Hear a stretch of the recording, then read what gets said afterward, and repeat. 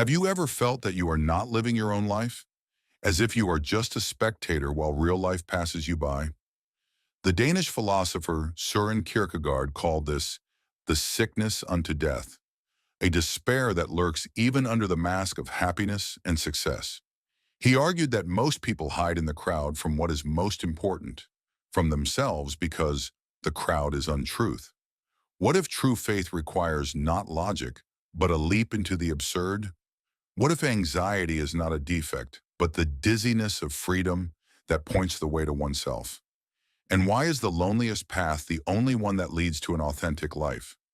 In this video, we will explore the three stages of existence, look into the abyss of despair, and discover why, according to Kierkegaard, daring to be yourself is the most radical act.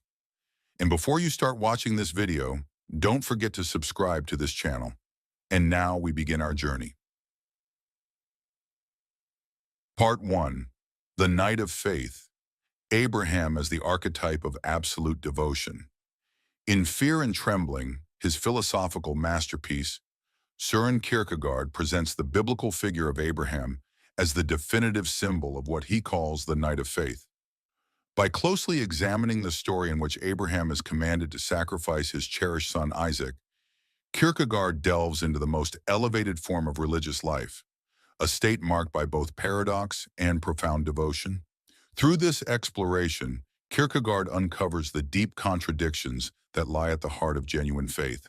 His analysis shows that true faith is not only extraordinarily rare, but also exceptionally demanding.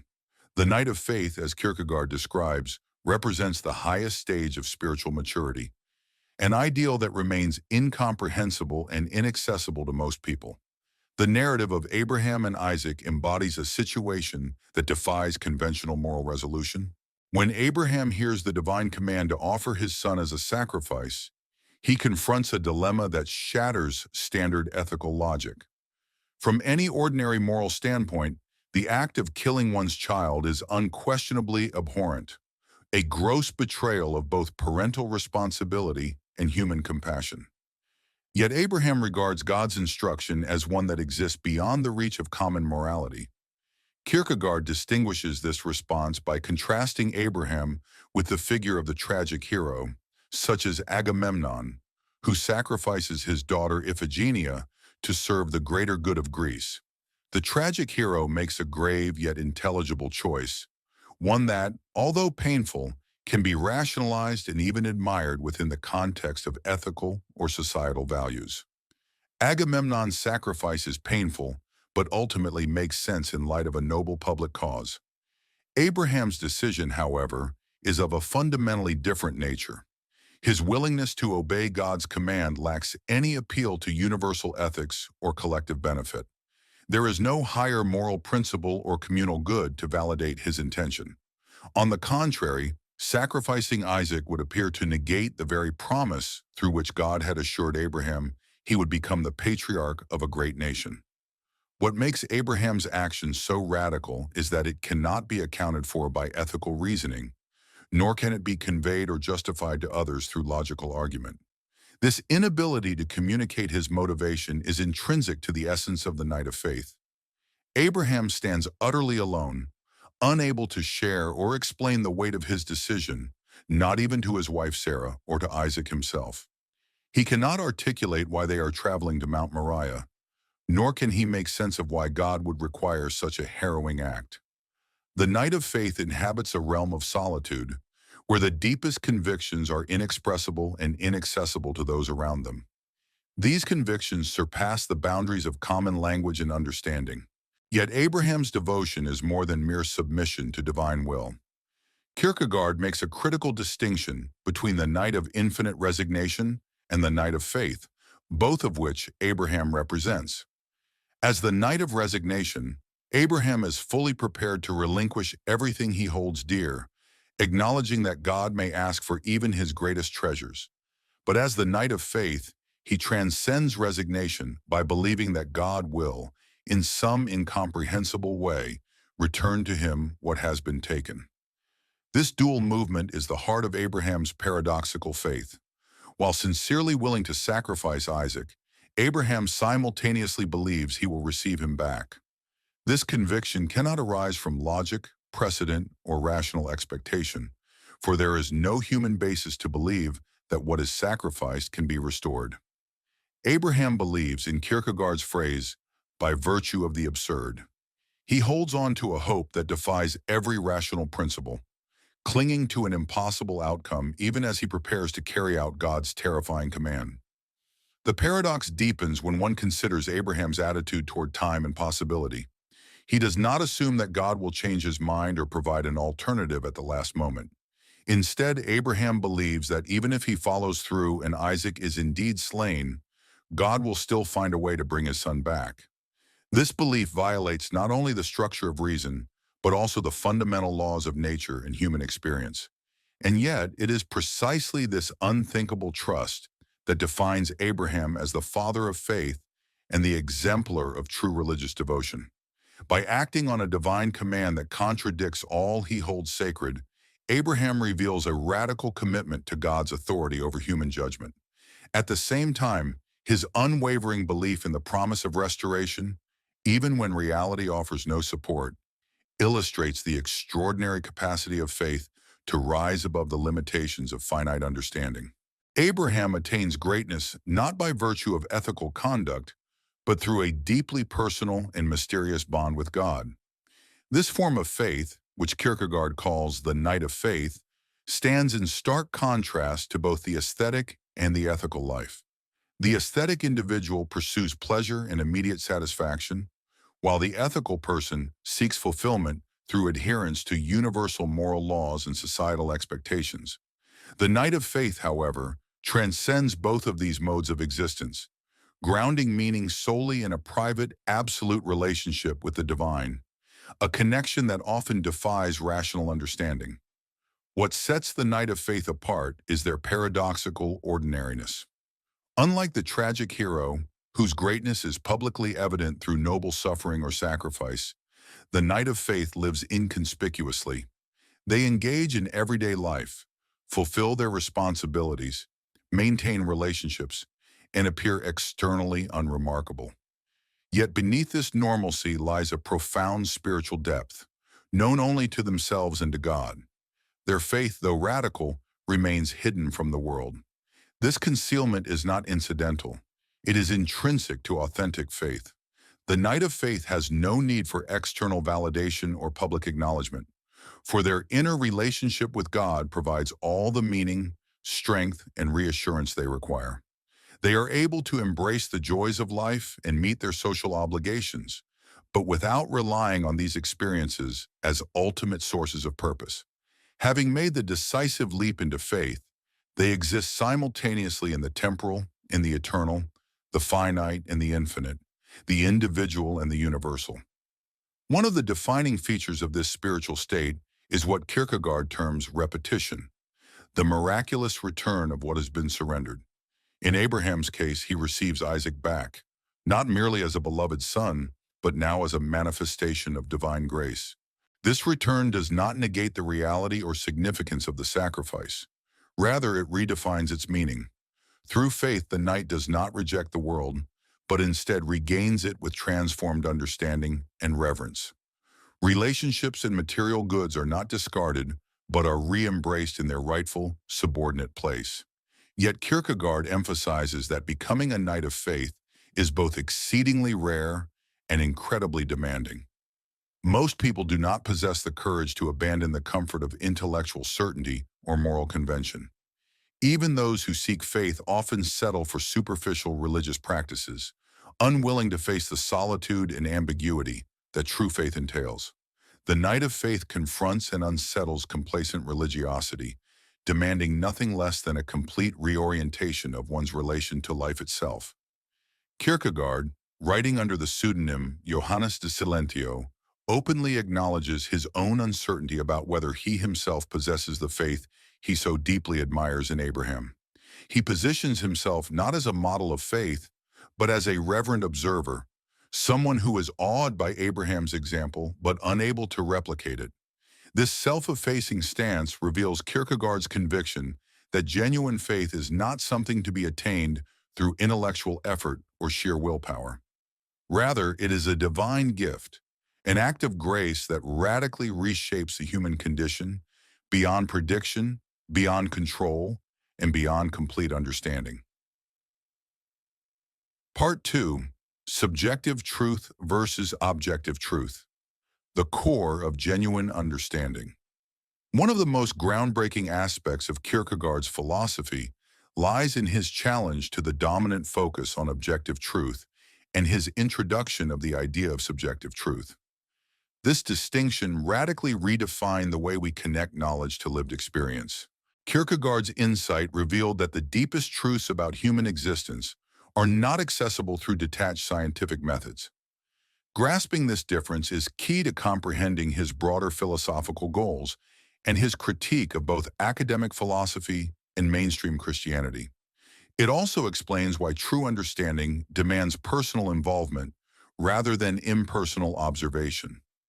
Objective truth is typically seen as knowledge that is universally valid, verifiable, and unaffected by the perspectives or situations of those who seek it.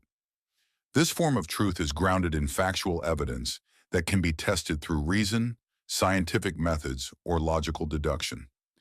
The aim of objective inquiry is to remove bias, personal involvement, and subjective perspective in order to arrive at conclusions that hold true for any rational observer, regardless of their background or identity. Kierkegaard did not dismiss objective truth in contexts where it is appropriate. For matters concerning nature, mathematics, or historical data, objective inquiry yields essential and valuable insights. However, this approach falls short when applied to questions about the meaning of life, personal identity, or religious belief. These matters cannot be approached from a distance because they demand the full engagement of the individual, including their values, choices, and commitments. In contrast, subjective truth concerns the inner relationship between the individual and what they consider meaningful or worth believing. Subjective truth is not about randomness or relativism. Rather, it recognizes that some truths can only be accessed through deep personal involvement. It holds that the most vital questions of human life are inseparable from the one asking them. Truths related to faith, morality, or purpose are not merely about the content of belief, but about how the belief is held and how it reshapes the believer's life. When Kierkegaard famously said that truth is subjectivity, he was not suggesting that reality is just a matter of opinion or that facts are malleable. His point was that, in matters of ultimate concern, the sincerity and intensity of belief matter more than the abstract correctness of the belief itself. Someone who wholly dedicates themselves to a belief that cannot be objectively verified may possess a deeper truth than someone who passively accepts proven facts without genuine commitment. Through heartfelt devotion, subjective truth can uncover dimensions of existence that remain invisible to purely rational analysis. Kierkegaard developed this emphasis on subjectivity as a direct response to the dominant philosophical currents of his era. He was especially critical of Hegel and other German idealists who sought to build all-encompassing philosophical systems that aimed to explain reality through logic and reason. Kierkegaard believed such systems inevitably overlooked what is most essential about human life, namely that we are not abstract entities but individual, concrete beings. Human existence is marked by uncertainty, struggle, choice, and devotion, realities that cannot be fully expressed through abstract, systematic thought. This distinction between objective and subjective truth takes on particular importance in the context of religious belief. Traditional approaches to apologetics try to establish the existence of God using logical proofs or historical analysis, treating faith as though it were a kind of objective knowledge. Kierkegaard contended that this method misconstrues the essence of faith.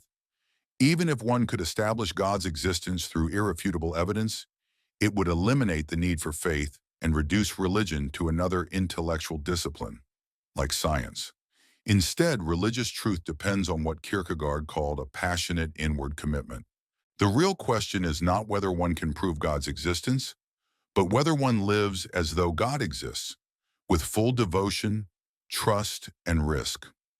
Faith in this view is not merely a rational agreement with a set of doctrines, but a wholehearted existential commitment to what one considers ultimately real.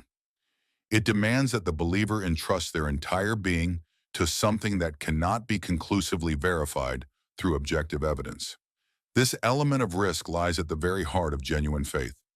Søren Kierkegaard illustrated this through his exploration of how different individuals relate to Christianity. A person might possess extensive knowledge of Christian theology, understanding its concepts with precision, yet never encounter true faith. In contrast, another individual with little formal theological education may nevertheless engage in a life of passionate devotion to Christ and thereby encounter a deeper form of religious truth. The distinction between these two lies not in the volume of information they possess, but in the depth and fervor with which they make that knowledge their own. This idea has implications far beyond theology. It extends to all profound questions about human existence and purpose.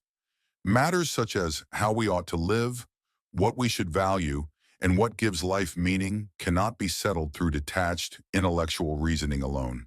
Instead, such questions demand that we involve ourselves personally. We must engage, experiment, and commit in ways that transform us as seekers.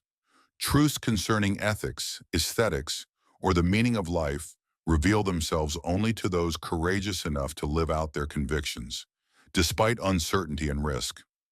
Kierkegaard identified two distinct modes of reflection that correspond to these divergent paths to truth.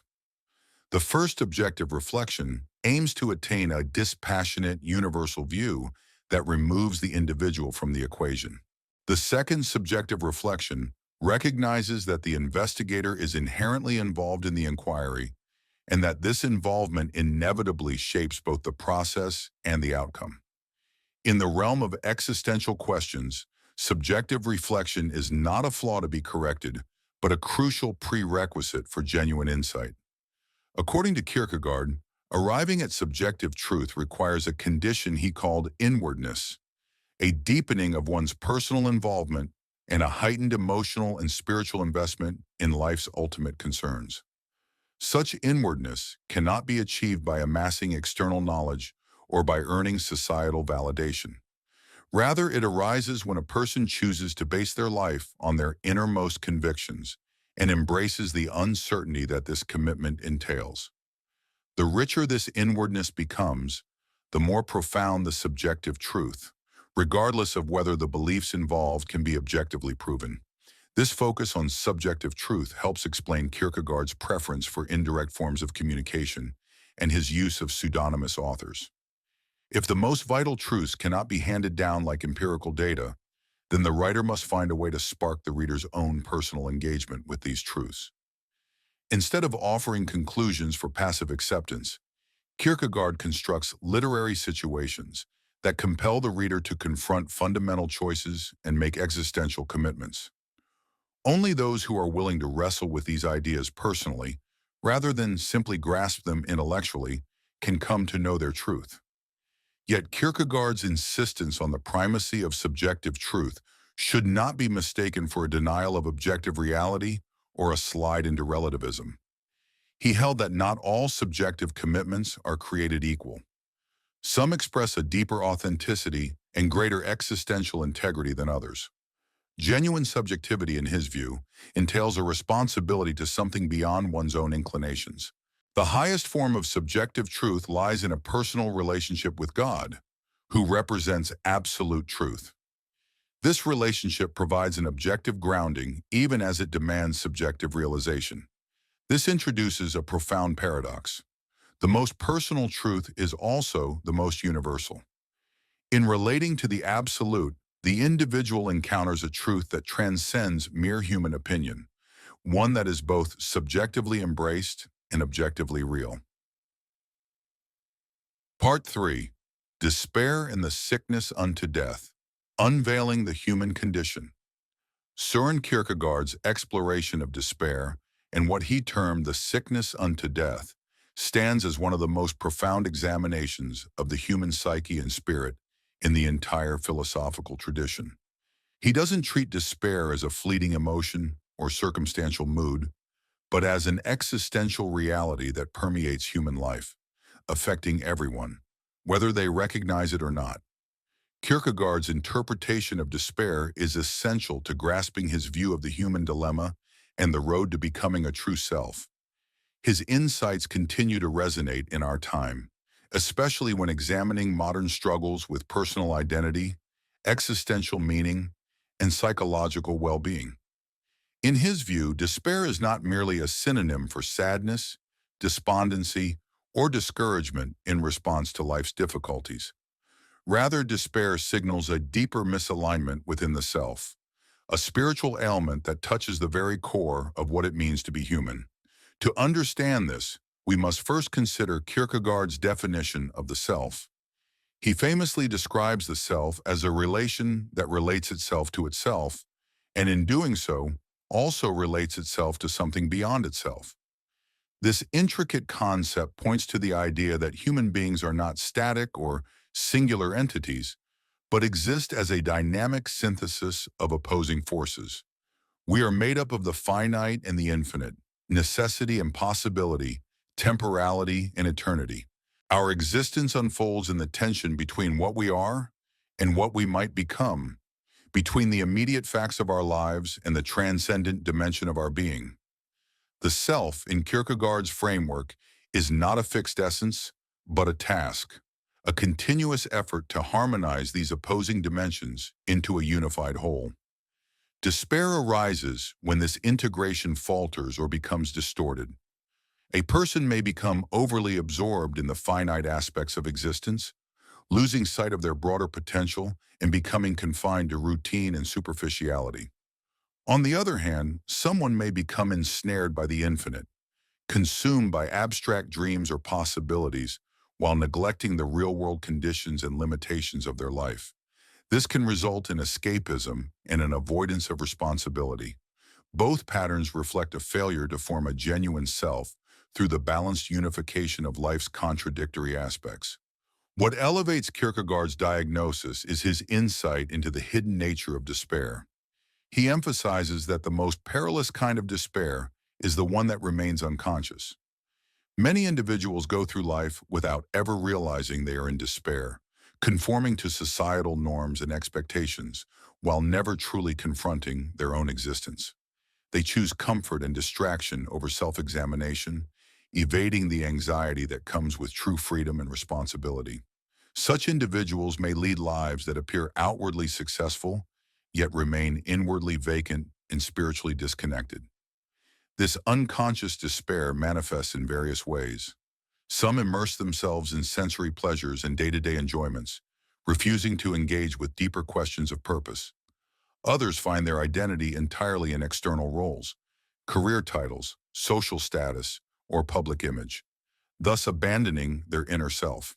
Still others withdraw into intellectual abstraction, analyzing life without fully living it, turning existence into a theoretical exercise rather than an embodied experience. Kierkegaard distinguishes three main types of despair, categorized by the person's level of self-awareness and their attitude toward their condition. The first type is despair without awareness, a state in which the individual has no recognition of their spiritual disintegration. The second is conscious despair, where the person realizes they are in despair, but refuses to embrace themselves authentically. Instead, they attempt to avoid or suppress their condition through distraction or denial. The third and most severe form is conscious despair coupled with a defiant will to remain in that state. This represents an individual who, recognizing their despair, deliberately chooses it, asserting themselves against the demands of life, God, or the conditions of existence itself. These forms represent a progression not only in self-awareness, but also in existential risk. While unconscious despair is insidious and numbing, the emergence of conscious despair signals a kind of awakening, a confrontation with the self. Yet the most dangerous response is to embrace despair willfully, which Kierkegaard views as the ultimate spiritual offense, an intentional rejection of one's true selfhood. This defiant despair is not merely a product of weakness or ignorance. It is a conscious rebellion against the very nature of being. At the heart of Kierkegaard's analysis is a critical distinction. Despair is not merely a psychological issue, but a fundamentally spiritual condition. It concerns our relationship to ourselves, to others, and to the divine. Although despair may exhibit symptoms similar to those of clinical depression, its true origin lies in the individual's spiritual orientation, specifically their relationship with God and their awareness of eternal purpose. According to Kierkegaard, the self must not only relate to itself, but also to the power that created it, which he identifies as God. Despair, therefore, arises when one tries to establish an identity without acknowledging this essential dependence on the divine. This spiritual understanding of despair clarifies why worldly achievements, whether in the form of success, pleasure, or even moral respectability, fail to resolve it. A person may attain all the external markers of a fulfilling life, including wealth, admiration, and social status, and yet remain in a deep existential despair that stems from a misalignment with their true nature. On the other hand, an individual who lacks outward success or who struggles in the eyes of the world may nevertheless find liberation from despair through a right relationship with God. The remedy for despair does not lie in altering one's external circumstances, but in reorienting one's entire stance toward life and existence. Kierkegaard's insight underscores the idea that despair is not a rare affliction. It is a universal feature of the human condition. Just as a medical professional might assert that no human being is entirely free from physical ailments, so too does Kierkegaard suggest that no person is entirely free from an inner unrest. Beneath the surface of every life lies a certain disharmony, a hidden conflict, or a vague unease about something indefinable. This universality arises from the very structure of human existence, which requires each person to become an authentic self through their own freely made choices and commitments. The very fact that one has the potential for authentic selfhood introduces the risk of failing to attain it. Kierkegaard also draws a profound connection between despair and sin, portraying them as two sides of the same reality. Despair is the psychological expression of what, from a religious perspective, is understood as sin. Both reflect a disordered relationship of the self, to itself and to God, where the individual attempts to exist on their own terms, rather than within the framework that makes genuine selfhood possible. Yet Kierkegaard's diagnosis is not without hope. The antidote to despair is not mere contentment or achievement, but faith. Faith represents the realization of true selfhood through a proper relationship with God and the acceptance of life as both temporal and eternal, finite and infinite. This healing process requires what Kierkegaard famously termed the leap of faith, a conscious decision to root one's existence in something beyond human control or understanding. Overcoming despair involves several key phases. The first step is the recognition of one's own despair, a realization that surface-level satisfaction may be concealing a deeper spiritual void. The second step is acknowledging that this condition cannot be remedied by human effort alone, but requires connection to a transcendent source. The final step is the leap of faith itself, through which the individual grounds their existence in divine grace, rather than in personal accomplishments or social validation. Kierkegaard's analysis demonstrates why he saw no separation between his psychological insights and his religious beliefs. The most profound human difficulties cannot be resolved by therapy, education, or societal reforms, though these may offer temporary solace. Lasting healing requires an encounter with the spiritual dimension of life and a willingness to embrace the conditions necessary for becoming a true self. Only by entering into a right relationship with the eternal can a person reconcile the finite with the infinite, achieving the synthesis that defines authentic selfhood and true freedom from despair. Part 4.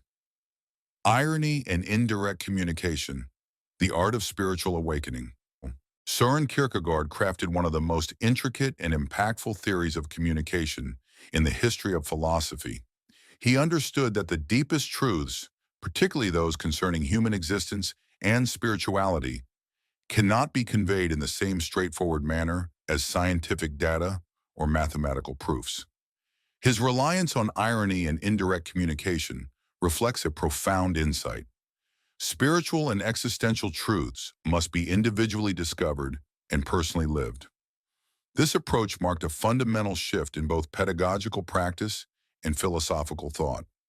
It redefined how we view the act of teaching, not as the delivery of facts, but as the facilitation of internal transformation.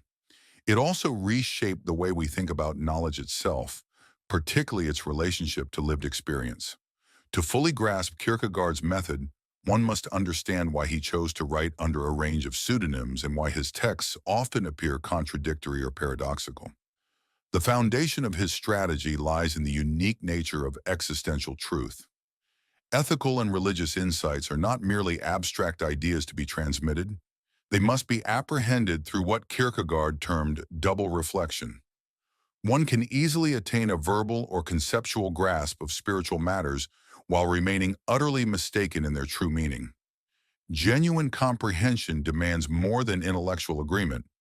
It requires an inward process of reflection, followed by the challenge of embodying those ideals in one's actual life. This necessity introduces a serious dilemma for anyone attempting to communicate ultimate truths. If such insights are offered plainly and directly, readers may assent to them on a superficial level without undergoing the personal transformation such truths demand. In doing so, profound ideas risk being reduced to empty platitudes or absorbed as conventional wisdom, stripped of their power and urgency. Ironically, direct communication may actually block authentic understanding by creating the illusion of knowledge where there is none. In response, Kierkegaard cultivated what he called the art of indirect communication. Rather than dispensing ready-made conclusions for passive consumption, this mode of communication is designed to provoke inward questioning, personal reflection, and ultimately, decision. The goal is not to inform, but to awaken. Indirect communication disrupts the tendency to reduce meaning to mere words, instead encouraging readers to internalize and reenact the truth in their own lives. To achieve this, the communicator must become a kind of artist, someone who shapes their message in ways that resist shallow interpretation and compel active engagement. Techniques must be employed that draw the audience into a process of discovery, requiring them to wrestle with ideas and reach conclusions from within themselves, rather than accepting them from without. Irony plays a central role in Kierkegaard's strategy. By saying one thing but implying another, irony introduces a deliberate gap between surface meaning and underlying significance. This dissonance invites, even demands, interpretation. Through ironic distance, Kierkegaard could expose the flaws and contradictions in widely held beliefs without overtly condemning them. In doing so, he preserved the reader's freedom, guiding them without coercing them, offering insight without imposition. Perhaps the most advanced expression of Kierkegaard's indirect method lies in his use of pseudonyms. He authored many of his works under fictional names, each embodying a distinct philosophical or existential viewpoint. This allowed him to explore a wide range of perspectives with depth and nuance, without suggesting that any single voice held the final word on truth. This literary device compels readers to actively sift through the various arguments, discerning for themselves what resonates and what does not. It resists passive acceptance by withholding a definitive authorial position. Each pseudonymous author represents a unique stance on life, complete with its own internal logic and inherent limitations. For example, one author might advocate for a life devoted to aesthetic pleasure and immediate gratification, while another champions ethical responsibility and social duty. Still others grapple with the demands of faith and the nature of religious commitment. By presenting these views through fictional characters rather than his own authoritative voice, Kierkegaard compels his audience to confront the ideas on their own terms, evaluating them based not on external endorsement, but on personal conviction. This method reflects Kierkegaard's deeper belief that existential truth is inseparable from the individual who lives it. Each pseudonym is not merely a mouthpiece, but an existential type, embodying a specific way of being. Their thoughts are inseparable from their character and actions, demonstrating what it truly means to live out a particular worldview. This fusion of style and substance enables readers not only to understand each philosophical standpoint, but also to witness how each one unfolds when followed through in practice.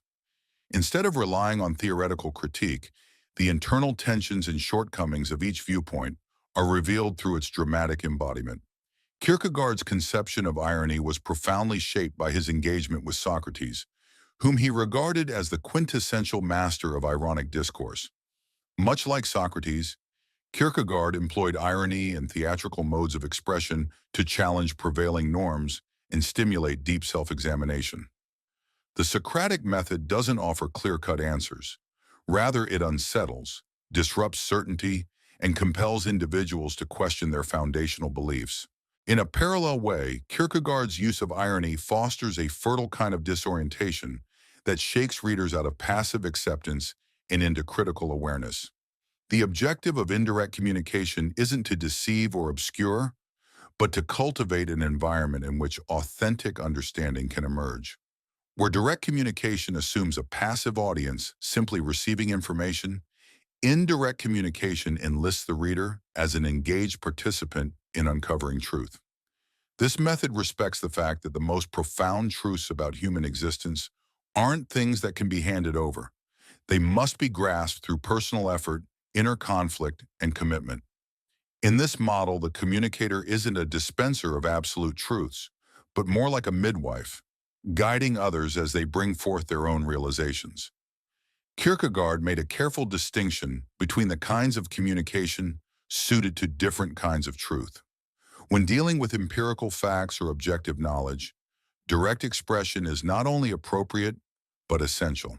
However, when it comes to subjective truths, those concerning existence, faith, and meaning, indirect communication becomes indispensable because such truths demand engagement from the whole self, not merely the intellect.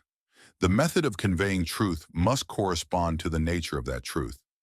That's why existential and religious writing, for Kierkegaard, must lean on artistry and dramatic narrative rather than pure rational discourse. His reliance on indirect modes of communication also reflected a deep regard for individual autonomy and moral responsibility.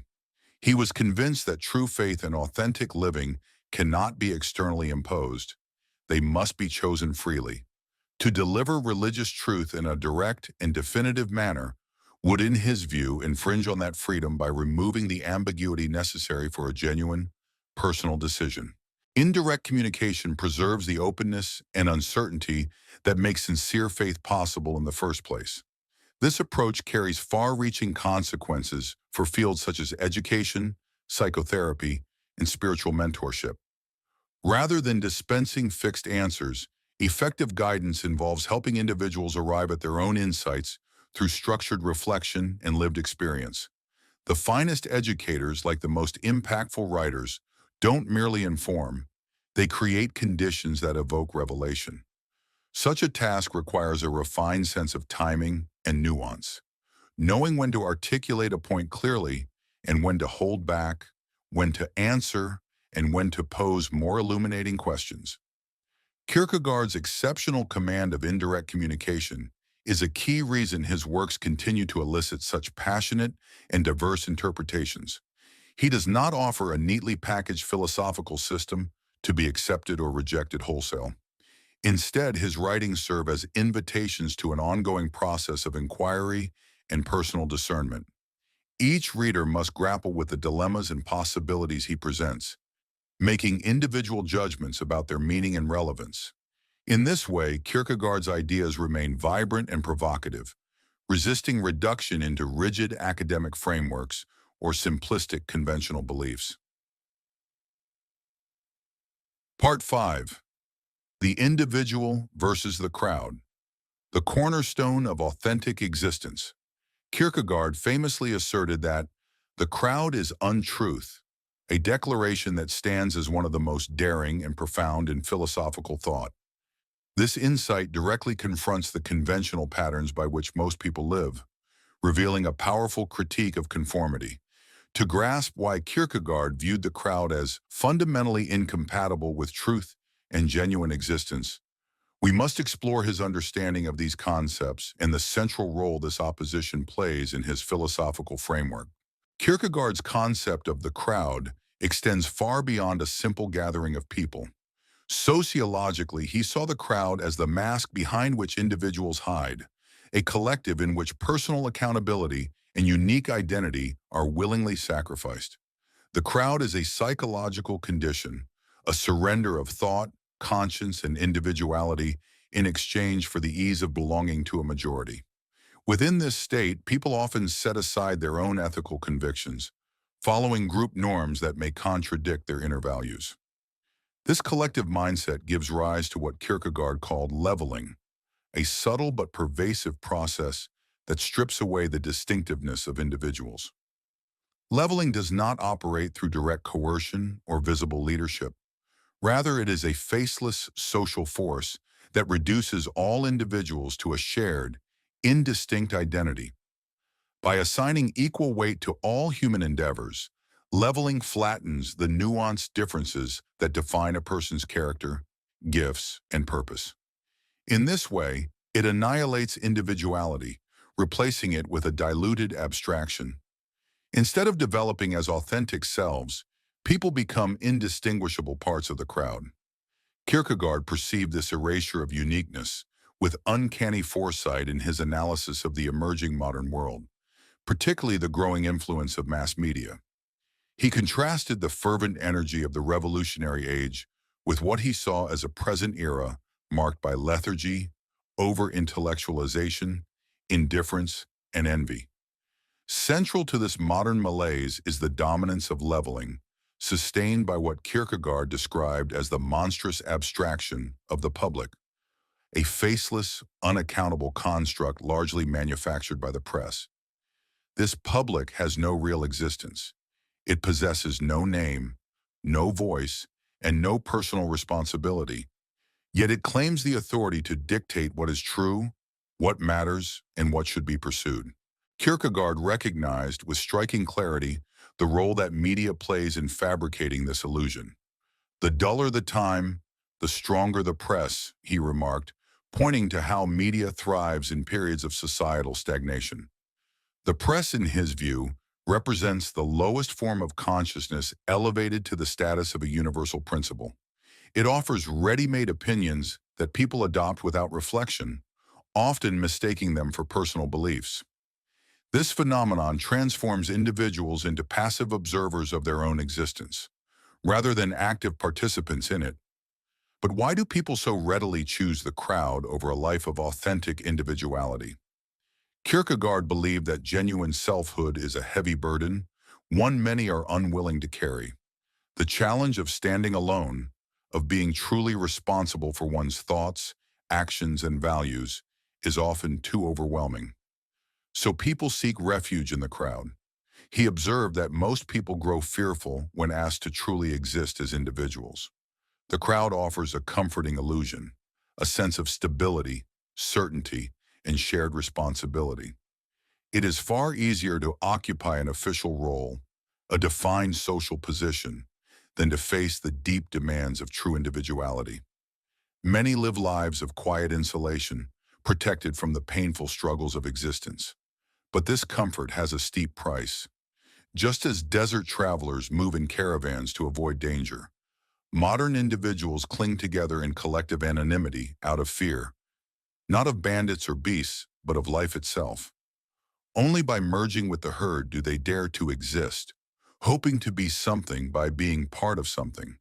Yet in doing so, they forfeit their inner voice, their direct engagement with truth, and their ability to make real moral choices. What remains is a life of imitation, not of originality. Kierkegaard referred to such people as imitations of life, rather than its true authors. At the heart of the crowd's power lies a corrosive emotion, resentment. In Kierkegaard's usage, resentment is the tendency to project one's own failures onto others. When individuals dare to step outside the norms of the majority and live authentically, they often become targets, scapegoats mocked and vilified by the masses. This mechanism allows the crowd to preserve its illusion of superiority by tearing down those who rise above it. Envy fuels this cycle, ensuring that anyone who seeks to live truthfully and independently is punished for their courage. In this way, the crowd protects its mediocrity by crushing excellence, and in doing so, maintains the lie that it represents the truth. The crowd cannot bear to be reminded of the sacrifices they've made in exchange for the illusion of safety. Within this atmosphere of conformity and collective compromise, Kierkegaard introduced the concept of the single individual as an ideal to strive for. For him, this figure represented the deeply personal and subjective nature of human existence. To be a single individual meant stepping outside the influence of the masses and accepting total responsibility for one's life.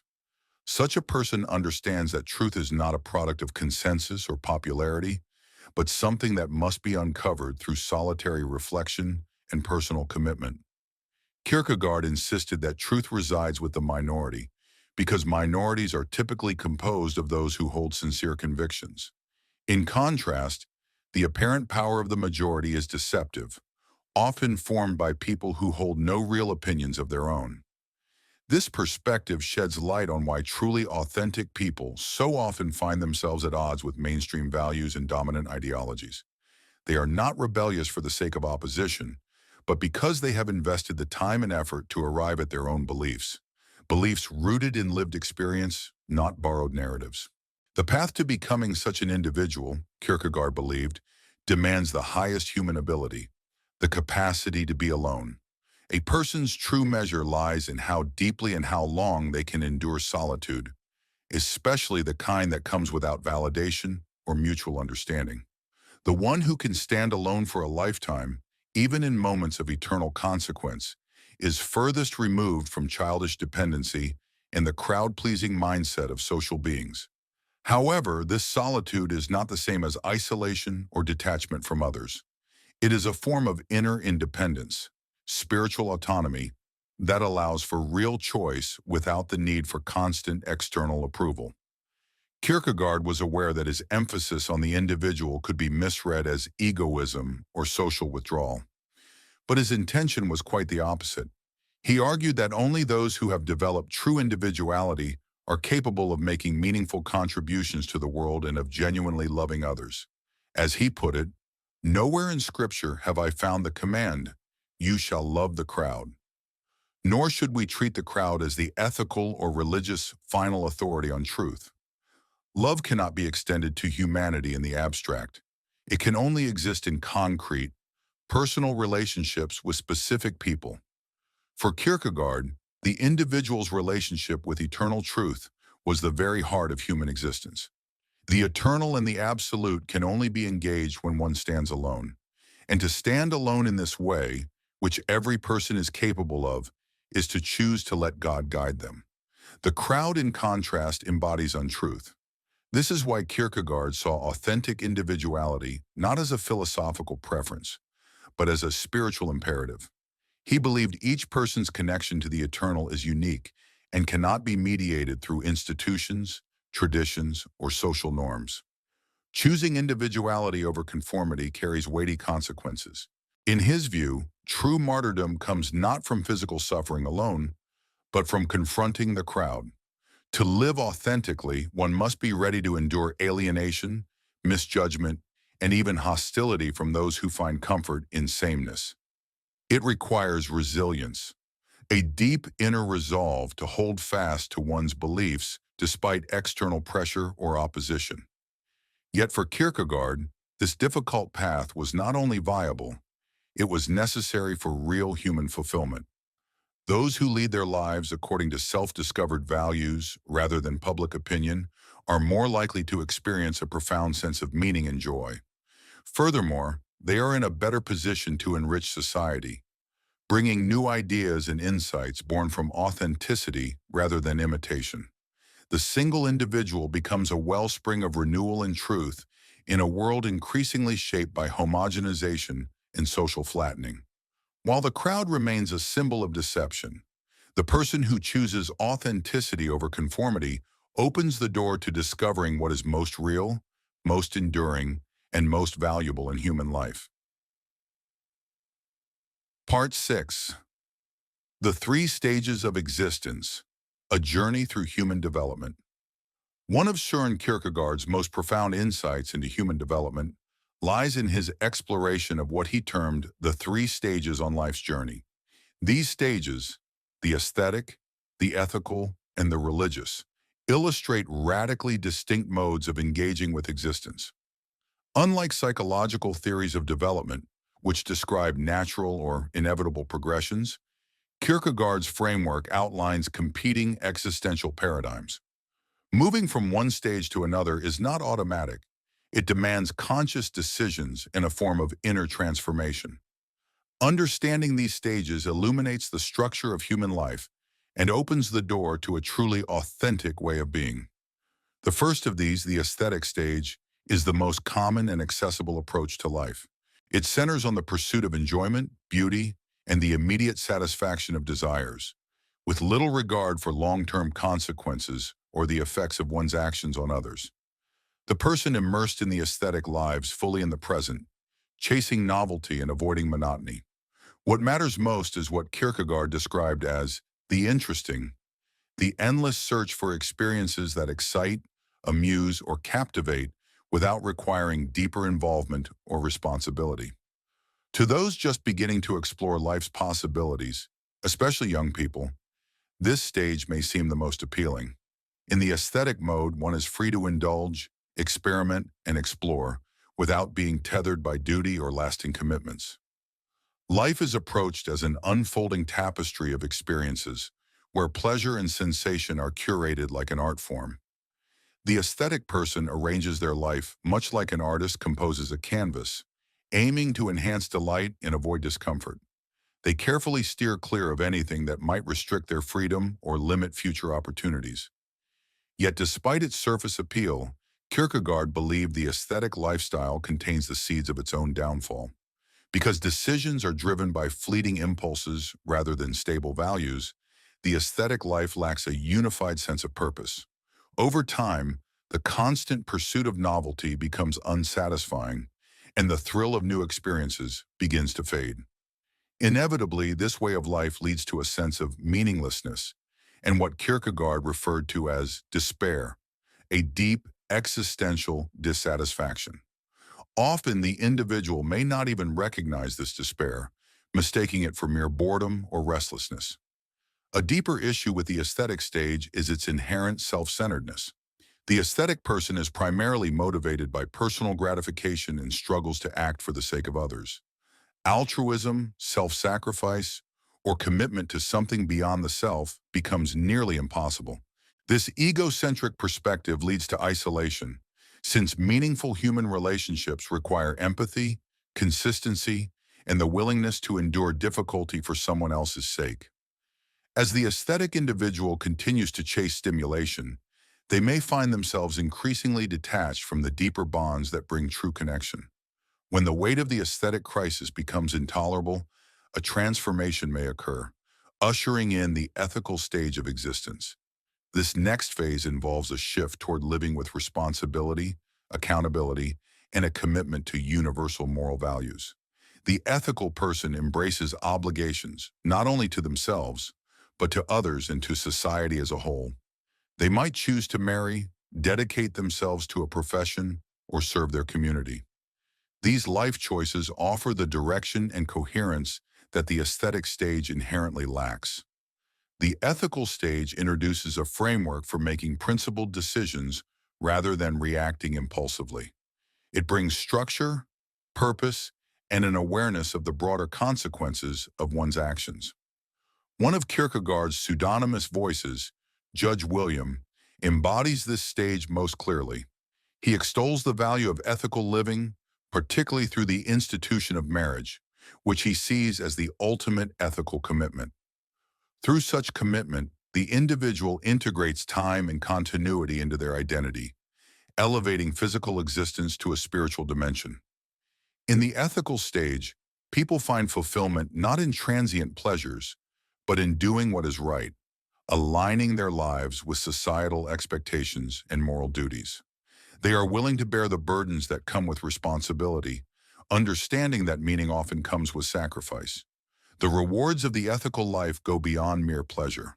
Unlike the aesthetic individual who seeks momentary satisfaction, the ethical person experiences the deeper joy of integrity, purpose, and loyalty. The ethical life offers a kind of joy that aesthetic living can never provide. Those committed to ethical principles come to understand the profound fulfillment that can arise from acting on behalf of others, even when there's no personal gain involved. They learn that love, loyalty, and sacrifice, when sustained over time, can create enduring relationships and a sense of belonging to something greater than themselves. Through these experiences, the ethical person steps into a more grounded, meaningful form of human existence.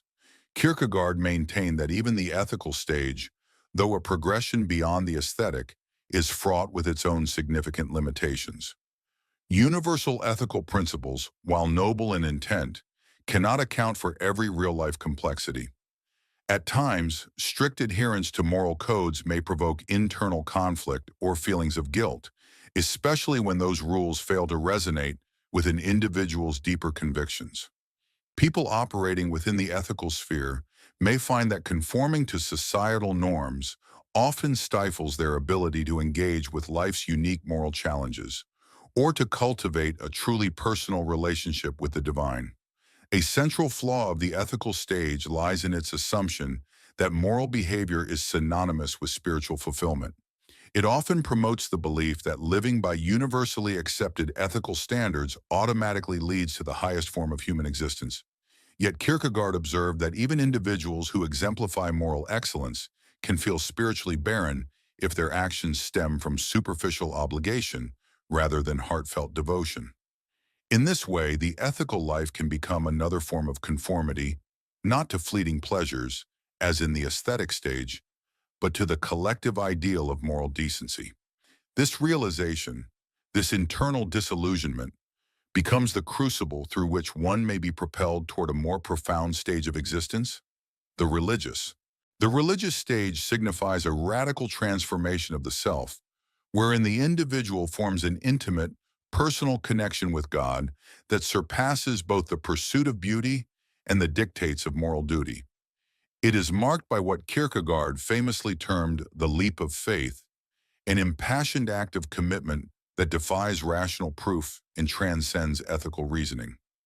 Those in this stage come to understand that their ultimate responsibility is not to society or to abstract ethical norms, but to God, who stands as the absolute authority over their life.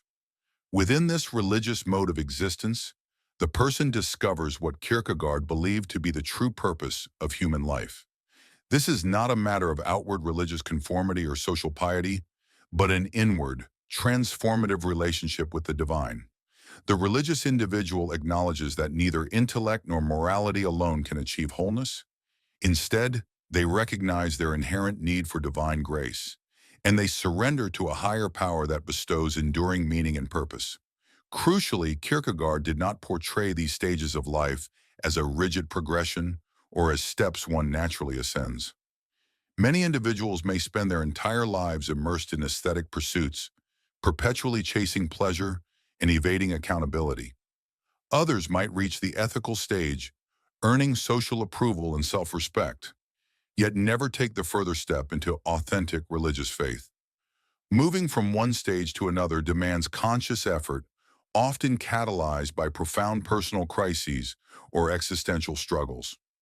Furthermore, the higher stages do not nullify the earlier ones, but rather reframe and elevate them. A person who has entered the religious stage does not reject beauty or dismiss ethical responsibility. Instead, they see these values through a new lens, subordinating them to their primary devotion to God. Each stage contains essential truths and insights that contribute to the full spectrum of human development. Ultimately, what matters is the alignment of one's priorities and the integration of all aspects of life under a divine perspective. In Kierkegaard's view, it is this religious foundation that endows aesthetic joy and ethical action with lasting significance. Part 7. Anxiety and the Concept of Dread. the dizziness of freedom. Søren Kierkegaard regarded anxiety as a central feature of the human condition, laying the groundwork for a concept that would deeply influence both modern psychology and existential philosophy. Unlike fear, which is tied to a specific, identifiable threat, anxiety stems from our recognition of freedom and the endless range of possibilities it entails. This experience of anxiety reflects the dual nature of human existence, both its potential and its burden. While we are free to determine our own paths, this freedom also confronts us with immense responsibility and uncertainty. Gaining an understanding of Kierkegaard's idea of anxiety is key to grasping what it truly means to live an authentic human life. To comprehend its depth, it's vital to distinguish anxiety from ordinary fear. Fear involves concern for external dangers, threats to our safety, well-being, or happiness over which we often have limited influence. Anxiety, in contrast, arises internally from our awareness of the choices we might make. It reflects a deep unease rooted in the self, specifically in the capacity to act freely. What disturbs the anxious person is not the world outside, but the terrifying potential of their own freedom. Kierkegaard defined anxiety as the actual expression of freedom, what he termed the possibility of possibility. To illustrate this, he offers the striking image of someone standing on the edge of a cliff. That person feels two kinds of distress: a natural fear of accidentally falling, and a more unsettling anxiety born from the realization that they could choose to leap. It is this second, deeper sensation, the knowledge that we are entirely free to make even the most dreadful choices, that Kierkegaard referred to as the dizziness of freedom. Just as physical dizziness distorts our balance and orientation, existential anxiety arises when we confront the limitless possibilities before us and the profound responsibility we have in choosing between them. This confrontation reveals that we not only can choose wisely, but we are also free to choose our own ruin or redemption. The sheer scope of this freedom produces a kind of existential vertigo, simultaneously awe-inspiring and terrifying. Kierkegaard's exploration of anxiety begins with the biblical narrative of Adam in the Garden of Eden. Prior to his disobedience, Adam lived in a state of innocence where the very ideas of good and evil held no meaning. However, when God issued the command not to eat from the tree of the knowledge of good and evil, Adam was confronted with the power of choice and the potential for defiance. For Kierkegaard, this is where anxiety originates. Crucially, anxiety emerged not after Adam sinned, but before, rooted in his awareness of freedom rather than any actual transgression. This original anxiety marks a pivotal stage in human evolution. It is not itself sinful, but a natural response of the soul when it encounters the vast and unknown landscape of freedom. The moment we become self-aware and recognize our ability to choose, we simultaneously become conscious of our capacity to choose wrongly. This recognition gives rise to anxiety because it exposes the inescapable truth that our choices shape our lives and that we alone bear responsibility for them. Kierkegaard associated this awakening to anxiety with the emergence of self-consciousness. In early life, our development tends to unfold through unconscious growth, as we realize innate potentials without needing to make fully conscious decisions. But as we mature, we reach a point where we awaken to the reality of our own selfhood. Symbolically, this is akin to Adam eating the forbidden fruit, gaining awareness not only of good and evil, but of freedom itself. With this awareness comes the understanding that life presents us with an infinite range of possibilities, and that each choice opens a door to a different future. It is this realization of limitless freedom in a world of boundless options that gives rise to the defining anxiety of human life. Unlike animals driven by instinct or machines governed by programming, human beings must decide who they are and what they stand for. This burden of freedom is what makes authentic existence possible, yet it also introduces the risk of making harmful choices or avoiding choice altogether. In facing the unknown future, we are like someone peering into an abyss, simultaneously drawn by the empowering potential of choice and unnerved by the chaos and uncertainty it brings. But Kierkegaard insisted that anxiety should not be viewed simply as a tragic consequence of freedom. Instead, he believed that anxiety is essential to personal growth and creative self-realization. Facing anxiety is an inevitable journey that every individual must undertake if they wish to avoid spiritual ruin, either by never encountering anxiety or by being consumed by it. To truly understand how to be anxious is to grasp something of immense significance. Anxiety compels us to confront the reality of our freedom and the weight of our responsibility, preventing us from sleepwalking through life in passive conformity or habitual comfort. Anxiety opens the door to the possibility of freedom. When encountered through faith, it becomes profoundly instructive, precisely because it strips away the illusions tied to finite goals, exposing their inherent emptiness. It awakens us not only to our capacity for greatness and fulfillment, but also to our potential for moral failure and self-sabotage. This realization can feel crushing, yet it is what makes real choice and personal growth attainable. Without the unsettling presence of anxiety, we would remain locked in a cycle of mindless repetition, blind to both who we are and who we could become. Kierkegaard emphasizes the unique role anxiety plays in creativity, highlighting that it is not only possible to create works or ideas, but also to create oneself, by choosing to become who one truly is. This process of self-creation and the creativity involved in daily life inevitably stirs anxiety. Creativity, after all, involves more than construction. It requires the deconstruction of existing norms and familiar structures, both internal and external. In creating, we simultaneously challenge and dismantle what already exists, making room for the new and unfamiliar. This is why Kierkegaard saw a close link between heightened creativity and intensified anxiety or guilt. To bring forth something original demands the bravery to step outside established boundaries and accept the risks of failure, rejection, or misunderstanding. The anxiety tied to creation stems from the recognition that something must end for something else to begin.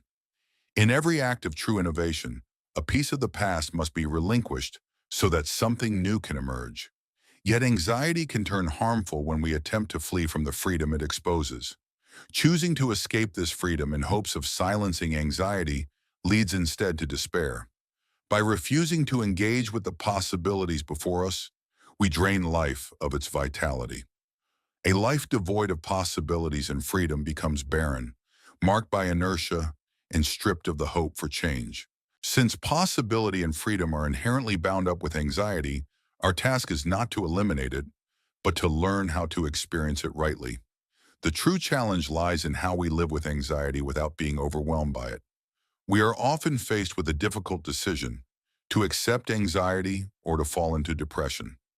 If we choose the path forward as our inner self demands, we may be engulfed by anxiety.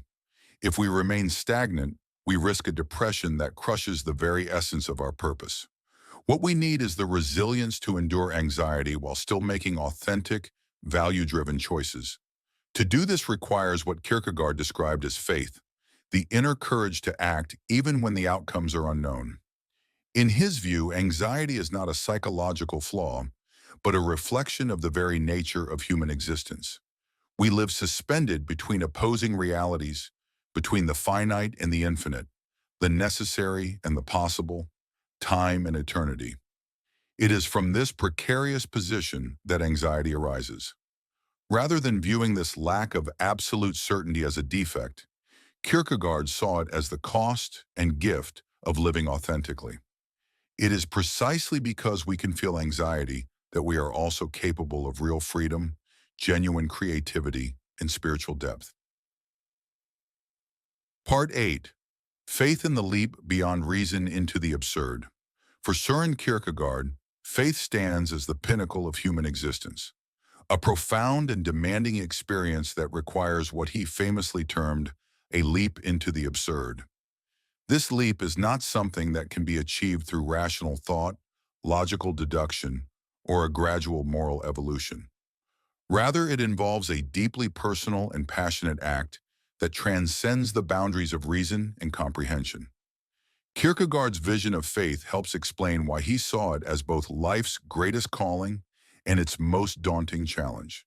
Faith, he believed, begins exactly where rational thought ends. This idea encapsulates the core paradox of his theology, that religious devotion starts not in certainty, but in the moment when reason falls silent. Although reason can examine, compare, and structure information, it remains incapable of spanning the divide between human limitation and divine infinitude. To have faith is to surrender the comfort of intellectual clarity and embrace something that, from a purely logical standpoint, appears impossible or even nonsensical. Central to Kierkegaard's account of faith is this concept of the absurd. In his terms, the absurd does not merely refer to something irrational or contradictory. Instead, it signifies a reality that lies beyond the reach of human reasoning altogether. The most extreme example of this, for Kierkegaard, is the Christian assertion that the eternal and boundless God entered history in the form of a finite human being. To the rational mind, this claim is offensive, something that defies every philosophical system. This offense to reason is not incidental, but foundational to what faith truly is. If the divine could be proven through logic or established via scientific methods, then belief would become another kind of knowledge, and faith as a distinct mode of being would cease to exist. The very inability to prove the existence of God or to verify religious truths objectively is what makes faith essential and gives it its unique essence. Belief arises precisely in the absence of certainty, in the space where no rational proof can reach. Kierkegaard distinguishes between two contrasting modes of engaging with truth, the objective and the subjective. Objective truth refers to information that can be tested, measured, and confirmed without regard to who is doing the investigating. Subjective truth, by contrast, focuses on the individual's personal relation to what is believed.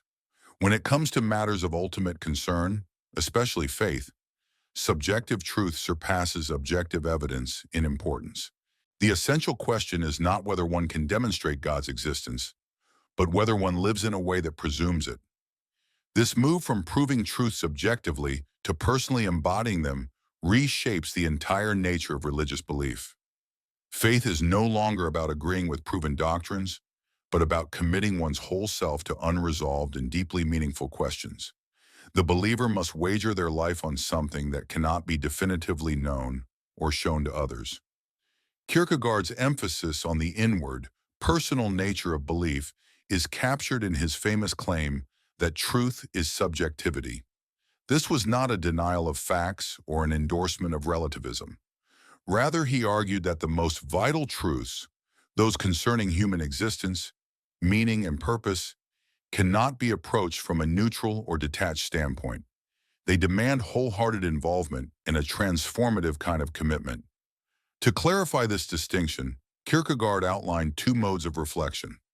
Objective reflection aims to view things from a distance, adopting a supposedly universal and detached perspective. The thinker becomes a spectator, separate from the subject of inquiry. Subjective reflection, on the other hand, recognizes that the thinker is personally invested in the truth being sought. In areas such as meaning, purpose, and faith, only subjective reflection can lead to genuine understanding, because these are questions that require not just thought, but existential involvement. The leap of faith marks the point at which a person stops seeking rational security and throws themselves entirely into belief, despite the lack of evidence. This leap is not irrational in the sense of being careless or impulsive. Rather, it is a deeply considered and emotionally charged decision made with full awareness of the uncertainty involved. It is an act of courage, a conscious embrace of what cannot be guaranteed, chosen freely in the face of the unknown. The individual who takes the leap of faith does so with the awareness that they might be mistaken, yet chooses to believe regardless. They do this because the stakes are immense and the possible reward immeasurable. Søren Kierkegaard argued that such a leap cannot be approached cautiously or in stages. Faith isn't something one gradually attains through reason or systematic thought. It demands a full and decisive break from dependence on rational justification. One either commits entirely or remains trapped within the realm of objective uncertainty. There exists no transitional space between doubt and faith, no safe path that allows one to hold on to reason while easing into belief. This radical commitment also entails what Kierkegaard termed the teleological suspension of the ethical. In other words, true religious faith may call for actions that defy commonly accepted moral norms when those norms stand in conflict with the will of the divine. The believer acknowledges that God's authority surpasses human ethical systems and societal norms. This generates a deep inner conflict, as the person of faith may be compelled to act in ways that are impossible to explain or justify within traditional moral frameworks. However, this suspension of ethics does not suggest that faith is unethical, nor does it grant believers permission to disregard moral responsibilities. Instead, it means that when one's highest spiritual allegiance clashes with established moral codes, the faithful must be prepared to follow what they believe is a higher divine command. Such a stance demands profound bravery, spiritual discernment, and the maturity to distinguish genuine divine instruction from personal bias or fanaticism. Those who take this leap must accept full accountability for their decision. They cannot lean on logic or collective agreement for validation. For Kierkegaard, faith is not an intellectual exercise free from emotion. It is a fervent, all-encompassing commitment. This passion is essential to his concept of faith. It is this passion that drives a person to seek a reality beyond the material world, even when all reason seems to oppose such belief. To be willing to live and even die for a conviction. To risk everything for a truth that transcends worldly meaning. This, for Kierkegaard, is the ultimate expression of belief and passion. Yet he also understood that faith is not static or permanent. Faith must be continually reaffirmed and rechosen. It isn't a one-time decision that remains fixed, but rather an ongoing act of will in the face of persistent doubt and uncertainty. The believer does not arrive at a state of lasting peace or certainty, but must reaffirm their belief daily, as if their ultimate commitments were true. Kierkegaard called this process repetition, the ability to remain steadfast in faith while continuing to evolve spiritually and intellectually. The sheer difficulty of sustaining such belief led Kierkegaard to conclude that true faith is exceedingly rare and immensely valuable. Most people prefer the comfort of rational understanding or the moral approval of society to the risk and ambiguity that faith demands. They long for belief but shy away from the leap it requires. In Kierkegaard's view, this explains why authentic Christianity is so infrequent. Even within cultures that identify as Christian, many are content with a superficial religiosity, unwilling to surrender to the depth of commitment that real faith entails. Part 9. Christianity versus Christendom, Kierkegaard's critique of institutional religion. One of Søren Kierkegaard's most fervent and sustained criticisms targeted the stark divide he perceived between genuine Christianity and what he termed Christendom, the established, institutionalized form of the faith that had taken root in Danish society. This contrast grew increasingly vital to his thinking and writings over time. His critique reached its height in the closing years of his life, marked by a scathing denunciation of the Danish state church.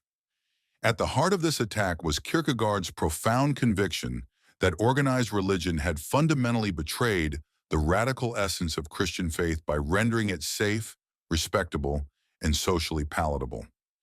His insights remain strikingly relevant for examining the enduring conflict between true spiritual devotion and the structures of institutional religion. In Kierkegaard's view, Christendom symbolized the taming and social assimilation of Christianity. Rather than remaining a difficult and transformative spiritual path, Christianity had been reduced to a comfortable cultural identity. Within this framework, identifying as a Christian no longer required deep personal transformation. It simply meant conforming to social norms, attending church, and outwardly adhering to Christian customs. This superficial conformity fostered a dangerous illusion. Individuals assumed they were living Christian lives simply because they participated in Christian traditions and belonged to a Christian society. According to Kierkegaard, this illusion masked the absence of a real encounter with the divine, which he saw as essential to authentic faith. He argued that Christendom had lost its way by treating public opinion, the crowd, as the ultimate authority on truth. In contrast, Kierkegaard insisted that truth is always revealed to the individual, never collectively to all people at once. Just as love is directed toward a single neighbor and not to an abstract multitude, so too is truth encountered by one person at a time. Nowhere in Scripture, Kierkegaard noted, have I read a command to love the crowd. Still less is there any ethical or religious instruction to regard the crowd as the final judge of truth. For Kierkegaard, this reliance on the masses undermined the personal and existential nature of Christian faith. The transformation of Christianity into Christendom involves several core distortions, each of which Kierkegaard exposed with precision. First, the focus shifted from lived experience and inward transformation to the mere accumulation of objective knowledge. Mastery of theological concepts, memorization of Scripture, and intellectual understanding became substitutes for genuine spiritual appropriation. This intellectualized approach created what Kierkegaard termed the illusion of faith, where people mistook knowledge about Christianity for actual commitment to its demands. Second, Christianity was no longer a personal, risky decision, but a matter of societal expectation. In Christendom, to be a Christian simply meant doing what was socially expected, fulfilling roles and behaviors deemed appropriate by Christian culture, rather than making the difficult and solitary choice to follow Christ. This eliminated the anxiety, inward struggle, and personal responsibility that Kierkegaard considered indispensable to real faith. When Christianity became the safe, respectable norm, it ceased to be the daring leap of faith it once was. Third, the radical ethical demands of Christianity were diluted or avoided altogether to better fit with conventional lifestyles. Teachings that called for self-denial, love of enemies, and a break from worldly attachments were softened or reinterpreted to minimize discomfort and avoid social friction. Kierkegaard referred to this phenomenon as playing Christianity, going through religious motions without embracing their deeper, transformative implications. This domesticated form of religion no longer challenged existing values or disturbed people's comfort zones. Instead, it reinforced social conventions and upheld personal convenience. Kierkegaard found this especially troubling in the clergy, whom he viewed as the chief agents of this distortion. He regarded the pastors of his time not as spiritual leaders, but as bureaucrats, functionaries of social order and respectability, rather than bearers of divine truth. In his view, the clergy had become too entrenched in the very structures they should have been challenging. Their roles offered them comfort, honor, and influence, but at the cost of spiritual authenticity. Rather than calling individuals to genuine faith, they offered religious consolation that asked nothing of them and left their lives fundamentally unchanged.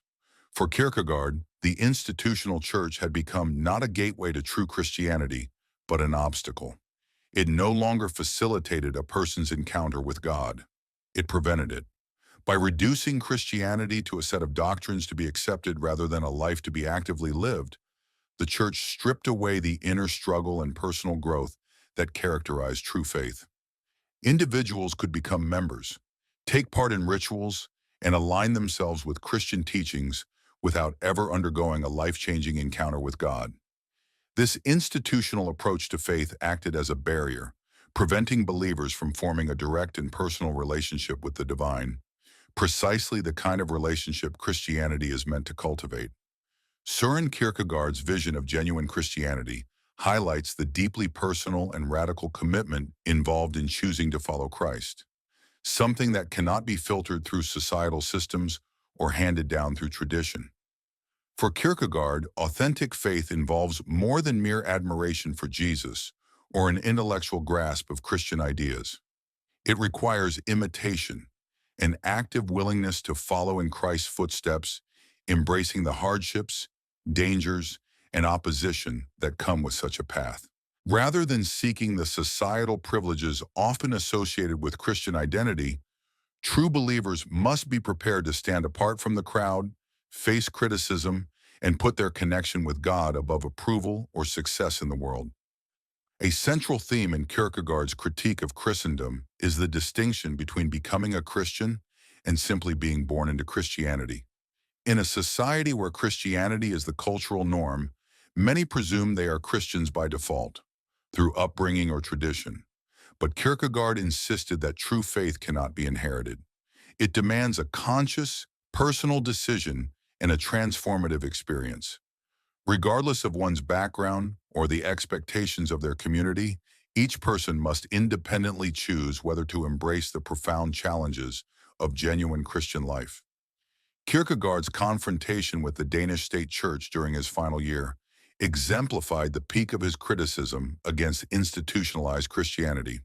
He refused to receive communion and publicly claimed that clergy were not true servants of Christ, but functionaries of the state promoting conformity. Through his publication, The Moment, he launched a relentless attack on what he perceived as the church's betrayal of real Christianity. This campaign cost him his health and ultimately his life, but it was his final effort to rouse people to the difference between authentic discipleship and the complacency of Christendom. The insights from Kierkegaard's critique resonate far beyond his own time, speaking directly to enduring challenges in modern religious life. The tendency to tone down the radical nature of faith, to prioritize intellectual assent over personal renewal, and to treat religion as a cultural label rather than a personal commitment, continues to pose a serious threat. Religious institutions often walk a fine line between offering community and comfort and issuing the difficult call to deep spiritual transformation.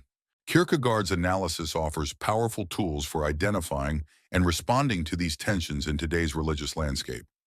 However, his critique should not be misunderstood as a blanket rejection of organized religion or faith communities. His concern was not with the existence of religious institutions, but with their tendency to replace authentic faith with superficial conformity. When focused properly, religious communities can provide vital support, teaching, and encouragement for those seeking spiritual depth. The crucial task is to ensure that these institutions function as facilitators of personal transformation, not as stand-ins for the real, life-altering relationship with God that lies at the heart of Christianity. Part 10. The Demonic, the Spiritual State of Enclosed Reserve. Among Kierkegaard's most profound psychological insights is his exploration of what he termed the demonic, a corrupted spiritual state rooted in what he described as shut-upness, or enclosed reserve. This condition reflects a distorted form of spiritual life that appears outwardly intense, but is inwardly turned against genuine self-realization. Kierkegaard discusses this theme throughout his writings, but it receives its most detailed examination in the concept of anxiety. There he describes a specific kind of spiritual affliction that arises in those who have become self-aware, yet resist authentic personal development. By unpacking the nature of the demonic, Kierkegaard shows how spiritual insight can be twisted into a force of internal collapse, leading not toward liberation, but toward spiritual entrapment. This concept offers a vital lens for understanding forms of psychological and existential suffering that evade explanation through conventional clinical or ethical categories. In Kierkegaard's framework, the demonic represents what he calls unfreedom. But this is not merely the absence of freedom found in innocence or ignorance. Instead, it involves a conscious and active resistance to freedom. In the demonic state, the individual is aware of their capacity to choose authentically, but intentionally misuses or restricts that freedom. This leads to a spiritual paradox. The person is neither naively innocent nor truly free, but exists in a state where freedom is directed inward, destructively. Such individuals perceive authentic possibilities for their life, yet they lack either the strength or the willingness to pursue them. Instead, they opt for modes of being that imitate spirituality while avoiding its true demands. Central to this condition is the phenomenon Kierkegaard calls shut-upness, a form of deep spiritual closure. This isn't simply a case of healthy privacy or appropriate personal boundaries. Rather, it reflects a profound refusal or incapacity to share one's inner reality, thoughts, emotions, and spiritual struggles with others. This refusal to be open severs the individual from authentic relationships, not only with other people, but also with God. The demonic self becomes locked within its own interior world, imprisoned by its own isolation, and unable to escape the loop of self-enclosure. Kierkegaard examines how this internal reserve expresses itself in various complex and often contradictory forms. Some who are trapped in this state fall into complete silence, unable to give voice to their inner turmoil. Others exhibit compulsive loquaciousness, filling the space with constant speech to deflect from any meaningful self-disclosure. Still others resort to nuanced and indirect forms of communication, which paradoxically reveal and conceal at the same time, creating an illusion of transparency while preserving essential concealment. This spiritual condition often takes root in those who have undergone intense psychological or spiritual wounds, experiences they are unable to assimilate into a coherent self-understanding. Rather than face the pain directly or seek support, they withdraw into a protective but isolating inner world. Over time, this retreat becomes corrosive rather than healing. While such enclosed reserve may offer temporary respite from anxiety and external expectations, it ultimately prevents the deep, honest relationships with others and with God that are necessary for true healing. The demonic self opts for the familiar pain of spiritual paralysis rather than risk the uncertainty that comes with authentic growth and change. Kierkegaard identifies varying degrees of demonic consciousness, each reflecting a deeper entrenchment and greater existential danger. The most basic level involves unconscious demonic behavior, where a person acts out their inner distress without any awareness of its roots or nature. A more severe form is conscious demonic behavior, where the individual recognizes their spiritual condition but stubbornly refuses transformation. At its most extreme is the form Kierkegaard names the demonic with consciousness of evil. In this case, the individual not only sees their own spiritual brokenness, but perversely delights in it, finding a kind of dark satisfaction in their refusal to change. This represents a willful and profound estrangement from the good. One particularly troubling aspect of the demonic is its potential connection to creativity. Kierkegaard notes that many individuals who are exceptionally intelligent or artistically gifted may display demonic traits. They use their abilities to construct intricate systems of thought or produce striking works of art, not to foster real communication or connection, but to reinforce their own isolation and inner division. Some individuals may create work that seems profoundly insightful and intellectually refined, yet they remain fundamentally disconnected from true relational intimacy with others. Their creative expression, rather than serving as a bridge to deeper understanding and communion, becomes a highly polished mechanism of emotional seclusion, a refined silence in place of sincere connection. Kierkegaard's exploration of the demonic sheds light on its intrinsic link to pride and a stubborn refusal to accept help. Those caught in this condition often possess real spiritual depth and perceptiveness, yet they resist acknowledging their dependence on grace, forgiveness, or support, whether from other people or from God. Their pride manifests as a relentless insistence on self-reliance, a determination to navigate life's struggles alone, avoiding the vulnerability that genuine relationships inevitably require. What emerges is not noble independence, but a form of spiritual estrangement that denies the mutual dependency essential to healthy human life. This demonic isolation frequently takes the shape of compulsive behaviors that masquerade as spiritual rigor. Individuals may immerse themselves in intricate religious routines, intellectual endeavors, or moral disciplines that, while appearing virtuous, effectively serve to block authentic spiritual progress. These pursuits absorb energy and attention, but ultimately entrench the person in a state of spiritual inertia. From the outside, such practices may look admirable or disciplined, yet they function primarily as refined strategies of evasion, subtle ways to avoid the inward transformation that real spiritual growth demands. The individual becomes ensnared in repetitive actions that give the illusion of movement, while their inner life remains static and disconnected. Kierkegaard recognized that certain vocations and societal roles are especially prone to this form of demonic entrapment. Intellectuals, clergy, artists, and others whose work revolves around spiritual or creative expression often face a unique temptation to hide behind their public personas. They may appear spiritually evolved or morally insightful, yet beneath the surface, their personal spiritual life remains atrophied or distorted. The very talents meant to cultivate authenticity and inner growth are co-opted as defenses against the risks inherent in real transformation. Kierkegaard referred to the necessary remedy for such a condition as revelation, a radical breaking open of the self-imposed enclosure.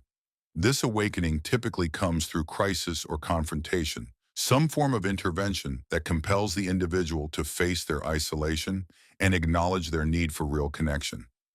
It is a deeply unsettling process, often resisted because it demands surrendering the false safety of familiar suffering in exchange for the unknowns of genuine change. True recovery does not rest on intellectual realization alone. It also calls for the bravery to embrace vulnerability and re-enter relational life, even in the face of past wounds or disappointments.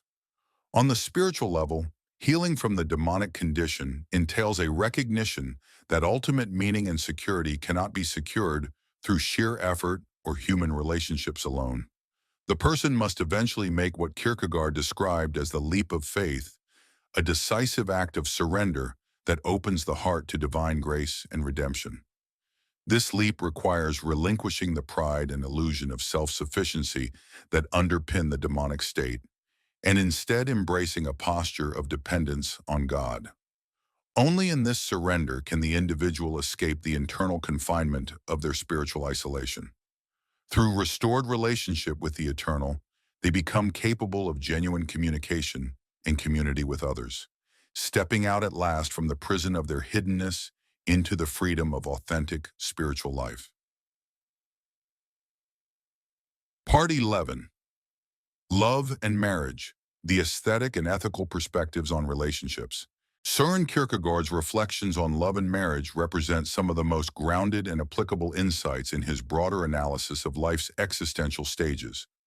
In key works such as Either Or and Stages on Life's Way, he delves into how differing life views, namely the aesthetic, ethical, and religious modes of existence, shape the way individuals approach romantic relationships. These differing perspectives produce fundamentally distinct types of relationships, each carrying profoundly different consequences for personal growth, happiness, and fulfillment.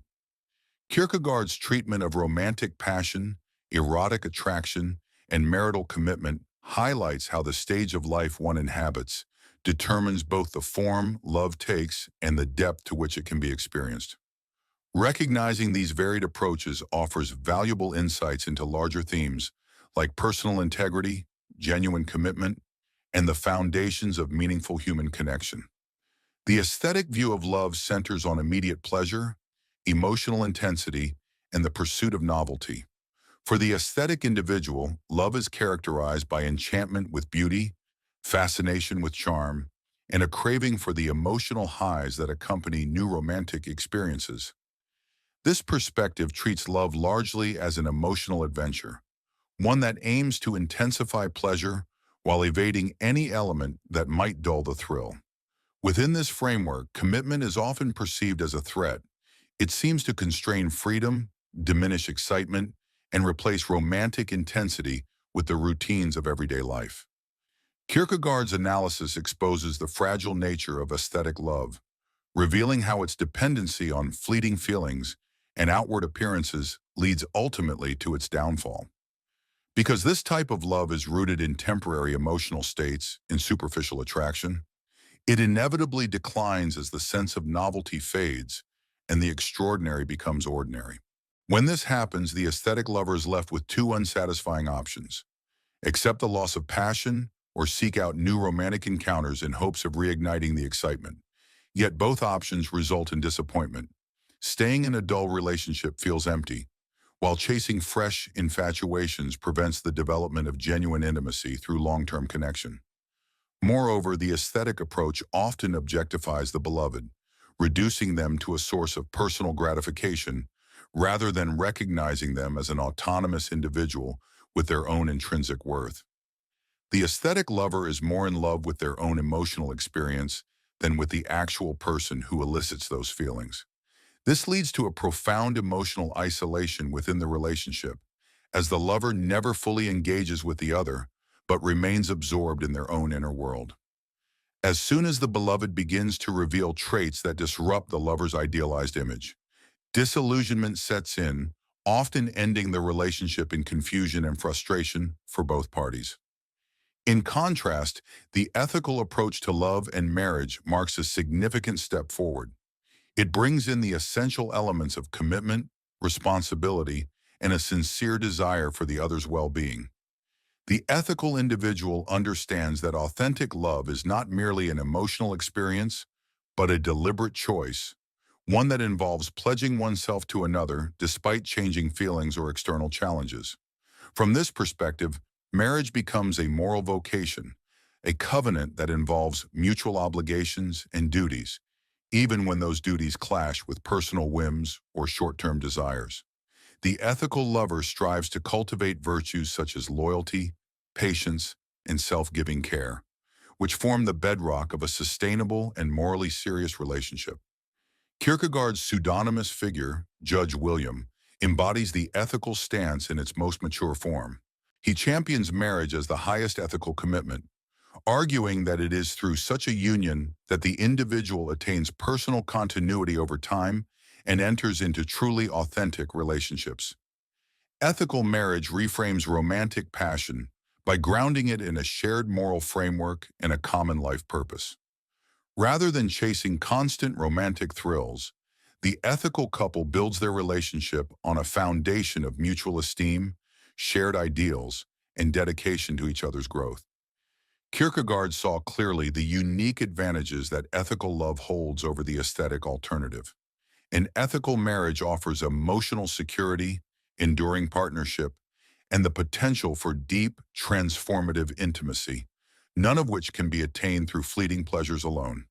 This model of love also brings the joy of living up to promises, honoring responsibilities, and constructing something enduring together. The ethical lover is granted access to profound forms of happiness that remain inaccessible to the aesthetic mindset. Joys such as the fulfillment found in putting another's needs before one's own, and the deep, quiet satisfaction born from trust, loyalty, and shared purpose. Kierkegaard also recognized profound shortcomings in viewing love and marriage purely through an ethical lens. When these relationships are reduced to duties and societal norms, they risk becoming lifeless exercises in respectability, devoid of authentic vitality. A marriage based solely on ethical responsibility may meet conventional standards, yet fail to reach the spiritual depth that imbues human connections with their fullest significance. Such couples might achieve a socially approved version of marriage without ever encountering the kind of love that transforms the soul and reaches into eternity. In contrast, Kierkegaard proposed that the religious perspective on love represents the most elevated form of human connection, since it anchors commitment in divine authority rather than in human constructs alone. To love religiously is to see the other as a being made and cherished by God, a realization that radically alters one's way of relating to them. This religious framework does not discard aesthetic appreciation or ethical duty.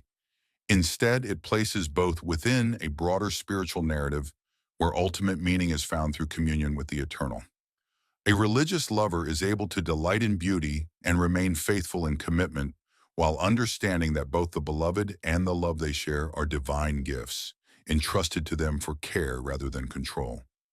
This approach also introduces a vital element absent from purely aesthetic or ethical models: forgiveness.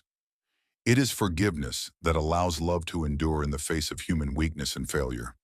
The aesthetic and ethical views of love are both inadequate when confronted by the inevitable imperfections and moral shortcomings of real human beings. Aesthetic love falters when the illusion of an idealized partner is shattered. Ethical love may persist through duty, but it often grows cold or resentful when the beloved fails to meet moral expectations or uphold responsibilities. Only religious love possesses the spiritual depth to offer true forgiveness and renewal when relationships encounter hardship. Because it acknowledges that both partners are flawed and reliant on divine grace, religious love can show mercy where human strength falls short. This opens the door to genuine reconciliation and the possibility of deeper, ongoing transformation, even after serious disappointments. In this context, the couple may experience what Kierkegaard termed repetition, a rediscovery and reinvigoration of love, tested by adversity and revived through the healing power of forgiveness. Kierkegaard's own broken engagement to Regine Olsen adds a poignant and complex dimension to his reflections on love and marriage. His decision to end the relationship seems to stem from a conviction that he could not fulfill the demands of true marital love while remaining fully dedicated to his philosophical and religious vocation. Whether this was a profound spiritual realization or a personal failure is still debated among scholars. Regardless, it had a profound impact on his conception of the struggle to unite romantic love with transcendent spiritual purpose. His personal dilemma sheds light on the painful tensions that can arise when different forms of commitment, romantic, ethical, and religious, collide. Kierkegaard's insights continue to resonate in today's world, where many approach love and marriage through a fluctuating mix of romantic idealism and contractual obligation. People often expect their relationships to offer both constant emotional excitement and dependable social security. When these contradictory hopes go unmet, couples frequently confront the same dilemma Kierkegaard identified: a choice between escaping into romantic fantasy or enduring out of ethical duty. His writings suggest that lasting, meaningful relationships require a religious grounding, an anchoring in divine love that sustains human love. This spiritual foundation offers the resources for forgiveness, growth, and the kind of authentic renewal that allows committed relationships to flourish over time. Part 12. The Concept of Irony, Kierkegaard's Socratic Method. Søren Kierkegaard's interpretation and application of irony stand as one of his most refined philosophical strategies. It is deeply influenced by his engagement with Socrates and evolves into a profound tool for both intellectual challenge and spiritual awakening. His doctoral dissertation, centered on irony and its continual reference to Socrates, positions the concept at the heart of his broader philosophical vision and serves as the groundwork for his method of indirect communication.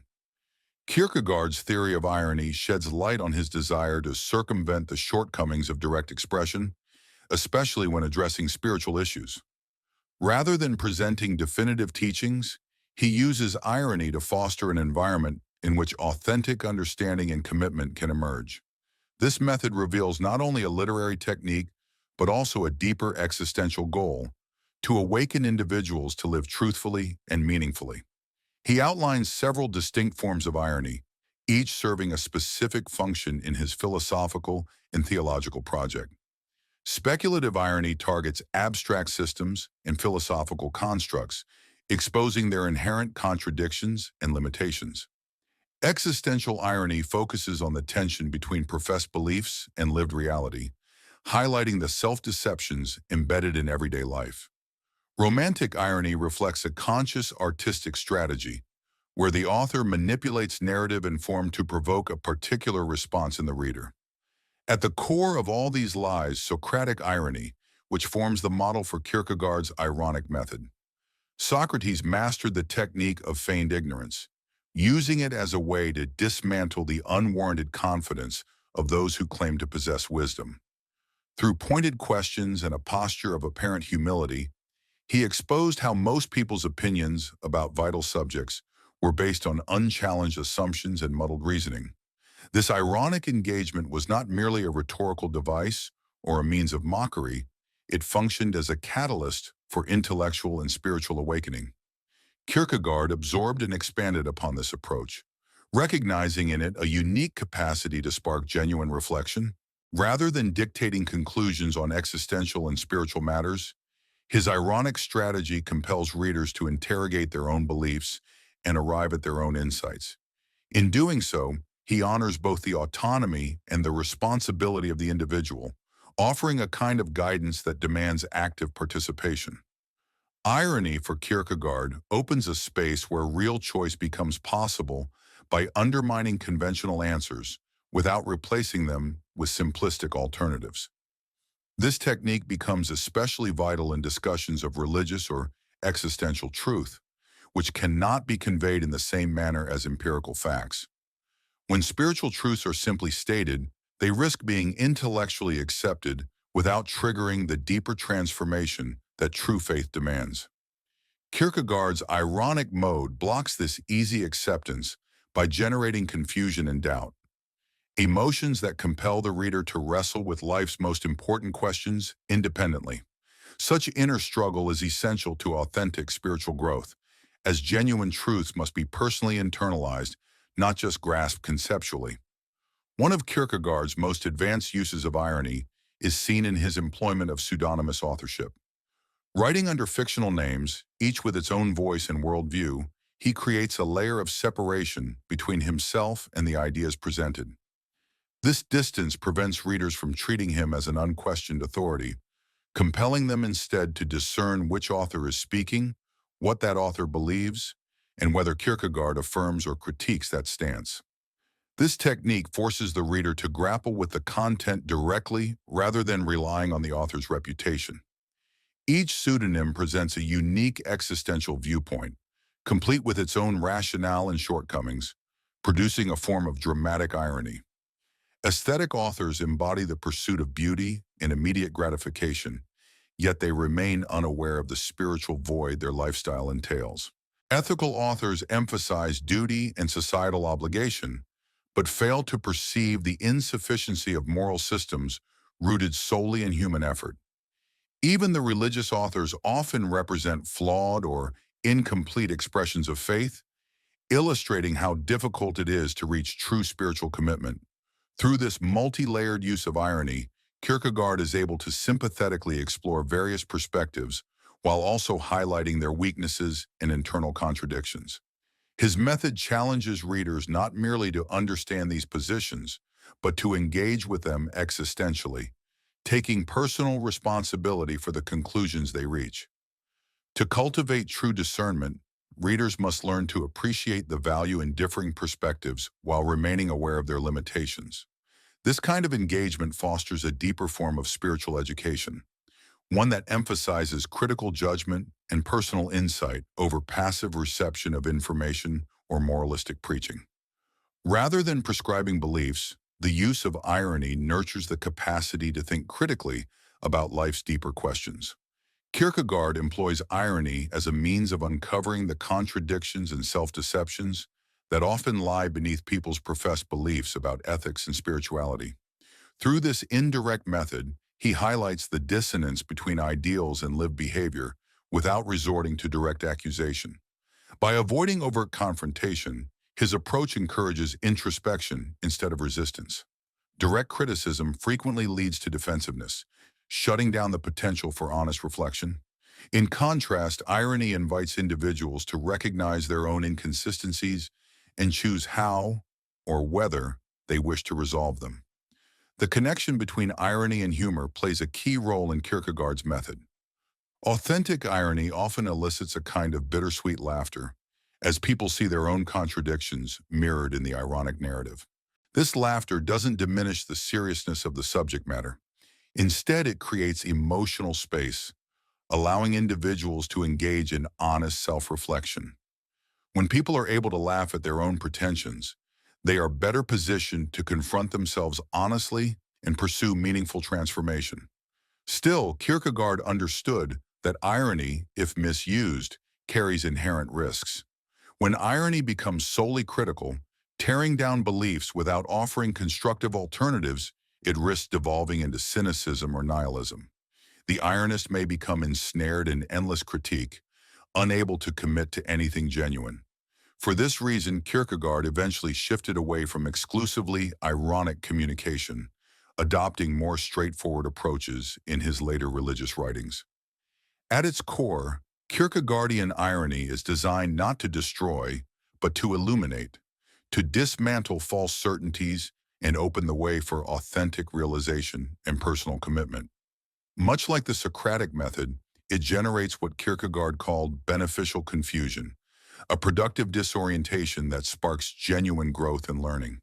The ultimate aim is not to trap people in doubt, but to cultivate the spiritual and intellectual maturity necessary for real decision and dedication. Irony thus becomes a kind of spiritual midwifery, assisting individuals in bringing forth their own insights rather than handing them prepackaged answers. Kierkegaard's ironic method remains relevant today, particularly in confronting modern forms of spiritual shallowness and intellectual complacency. In a world saturated with information and often dominated by superficial religious or philosophical rhetoric, irony continues to serve as a powerful tool for provoking deep personal engagement and reflection. Its ability to expose contradictions and self-delusions through indirect means still offers a potent pathway to spiritual awakening. Grasping the nuances of Kierkegaardian irony equips us to both craft and identify authentic spiritual discourse, distinguishing it from empty slogans, manipulative messaging, or shallow entertainment. Part 13. Genius versus Apostle and Kierkegaard's Enduring Legacy. One of Kierkegaard's most profound contributions lies in his distinction between the genius and the apostle, an analysis that delves deeply into the nature and origin of spiritual authority. The genius represents the pinnacle of human excellence, evaluated within the bounds of human faculties and achievements. This form of greatness is recognized through reason, critique, and appreciation. A genius gains acknowledgement by appealing to intellect and judgment, whether in the realms of art, science, or ethical thought. People are drawn to the genius because they can comprehend and affirm their brilliance. The genius does not lay claim to any authority that surpasses the domain of human assessment. In contrast, the apostle functions according to an entirely different framework, one that stands outside the parameters of human judgment. The apostle does not derive authority from personal brilliance or moral distinction, but rather from divine commissioning. Speaking not from personal insight but on behalf of God, the apostle represents a truth that exceeds human comprehension and eludes validation by ordinary intellectual means. This sharp contrast exposes a central tension in the understanding of religious authority. True religious authority requires faith, not empirical proof or logical persuasion. And yet, such authority must still be communicated to human beings who are inclined toward evidence and rationality. The conflation of genius and apostle has often led to significant confusion and missteps in the religious sphere. When spiritual leaders are viewed primarily through the lens of genius, religion risks being reduced to a refined form of human philosophy rather than divine revelation. On the other hand, when individuals of remarkable intellect or talent are mistakenly regarded as apostles, their human insights may be misattributed with divine authority, leading to the dangerous elevation of personal brilliance to the level of sacred truth. Understanding this critical distinction clarifies why genuine faith cannot be based solely on rational criteria. At the same time, it emphasizes the importance of spiritual discernment in authentic religious life. Kierkegaard's intellectual legacy extends well beyond the boundaries of 19th century thought. As the founding figure of existentialism, his ideas on freedom, anxiety, and authentic existence profoundly shaped the work of later thinkers such as Sartre, Heidegger, and Marcel, even when those thinkers adopted atheistic frameworks. His concept of anxiety anticipated key insights in psychology decades before the field formally emerged. By recognizing anxiety as a fundamental aspect of the human condition rather than a mere disorder, Kierkegaard laid the groundwork for modern therapeutic approaches. Many contemporary psychological models, which stress authenticity, personal meaning, and responsibility, are deeply influenced by his thought. In the realm of theology, Kierkegaard's critique of institutionalized religion and his insistence on personal faith profoundly shaped theologians like Karl Barth, Paul Tillich, and Dietrich Bonhoeffer. His method of indirect communication revolutionized educational theory, encouraging a shift from passive information transfer to active learning and personal engagement. Moreover, his reflections on social dynamics, particularly his critique of mass society and the leveling effect of public opinion, foreshadowed many of today's concerns about media, consumerism, and identity. His analysis of the press and its influence on the individual eerily anticipates the psychological and cultural effects of social media in the modern era. Kierkegaard's literary impact can be traced through the works of major authors such as Franz Kafka, Fyodor Dostoevsky, and William Orton, who borrowed from his methods of indirect communication and his explorations of existential anxiety and individuality. His focus on personal responsibility also influenced modern ethical theory and political philosophy, contributing to contemporary debates on moral education and the foundations of democratic life. In fact, Kierkegaard's relevance has only grown in a world marked by constant change and cultural instability. His interpretation of anxiety as the consequence of limitless possibilities speaks directly to current phenomena such as decision fatigue and the paralysis of choice. His philosophical tools offer practical guidance for navigating the complexities of modern life, challenges that Kierkegaard himself could scarcely have envisioned. Perhaps most importantly, his reflections on authentic decision-making remain highly applicable in today's world. Whether facing career choices, navigating relationships, or undergoing major life transitions, Kierkegaard's ideas provide clarity. His depiction of anxiety as the dizziness of freedom helps individuals understand that feelings of confusion and overwhelm are not signs of personal weakness, but are natural responses to the burden of human freedom. By placing a strong focus on subjective truth and the necessity of personal engagement, Kierkegaard offers a compelling alternative to both inflexible dogmatism and the uncertainty of relativistic doubt when grappling with questions of meaning and value. His reflections on the tension between the individual and society, the contrast between objective and subjective truth, and the struggle to reconcile the temporal with the eternal continue to resonate today. Kierkegaard's relevance endures because the existential dilemmas he explored remain central to the human condition. His writings still captivate modern readers in search of insight into identity, purpose, and the pursuit of a genuine life.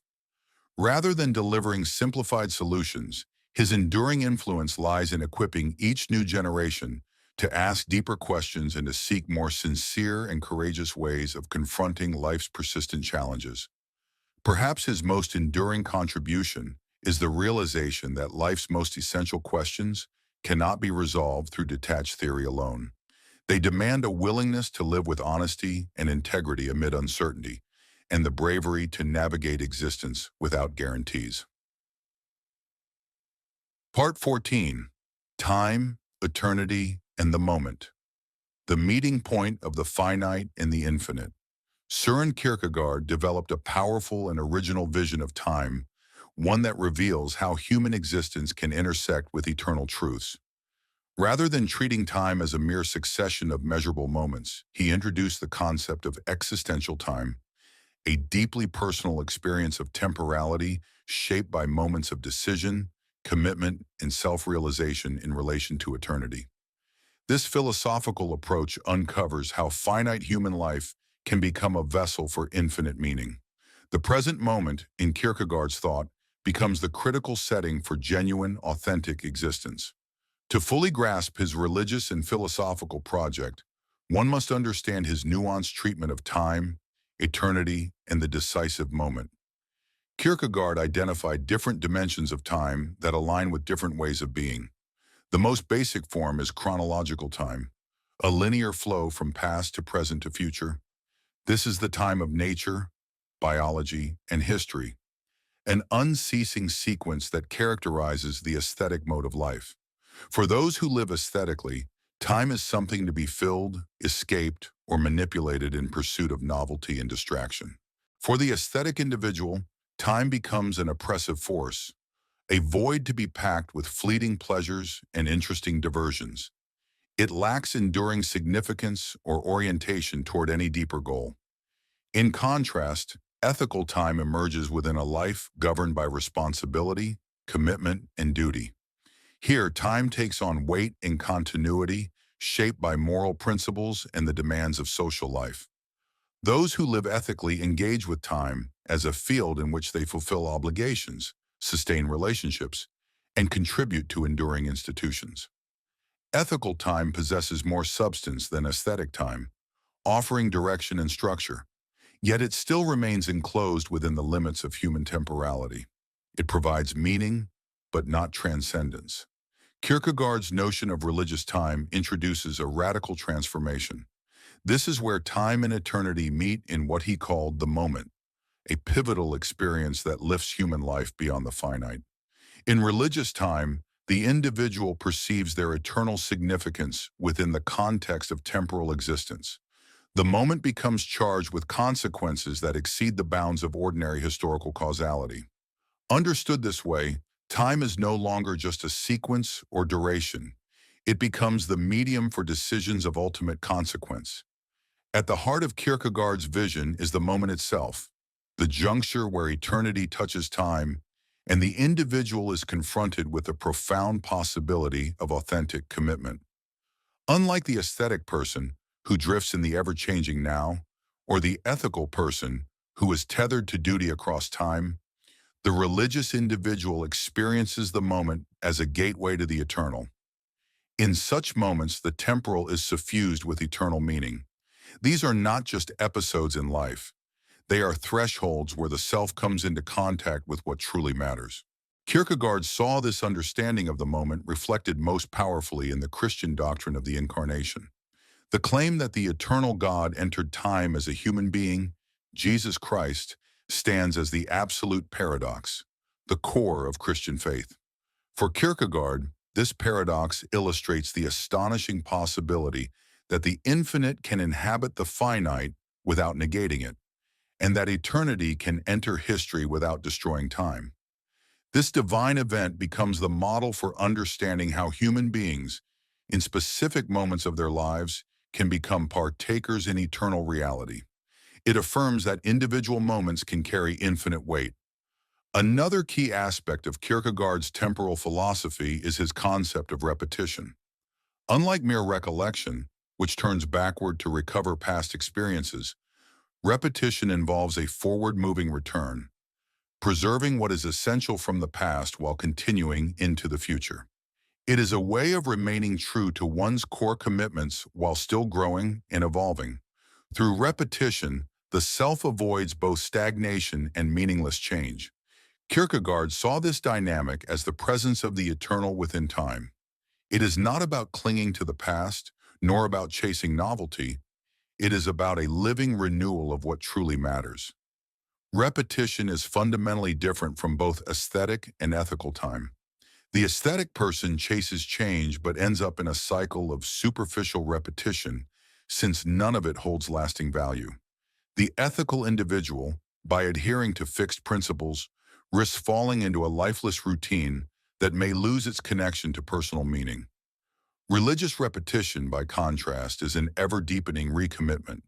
It brings the self back to foundational truths, not out of habit, but through conscious and renewed engagement. Each return is an act of faith, not mere ritual.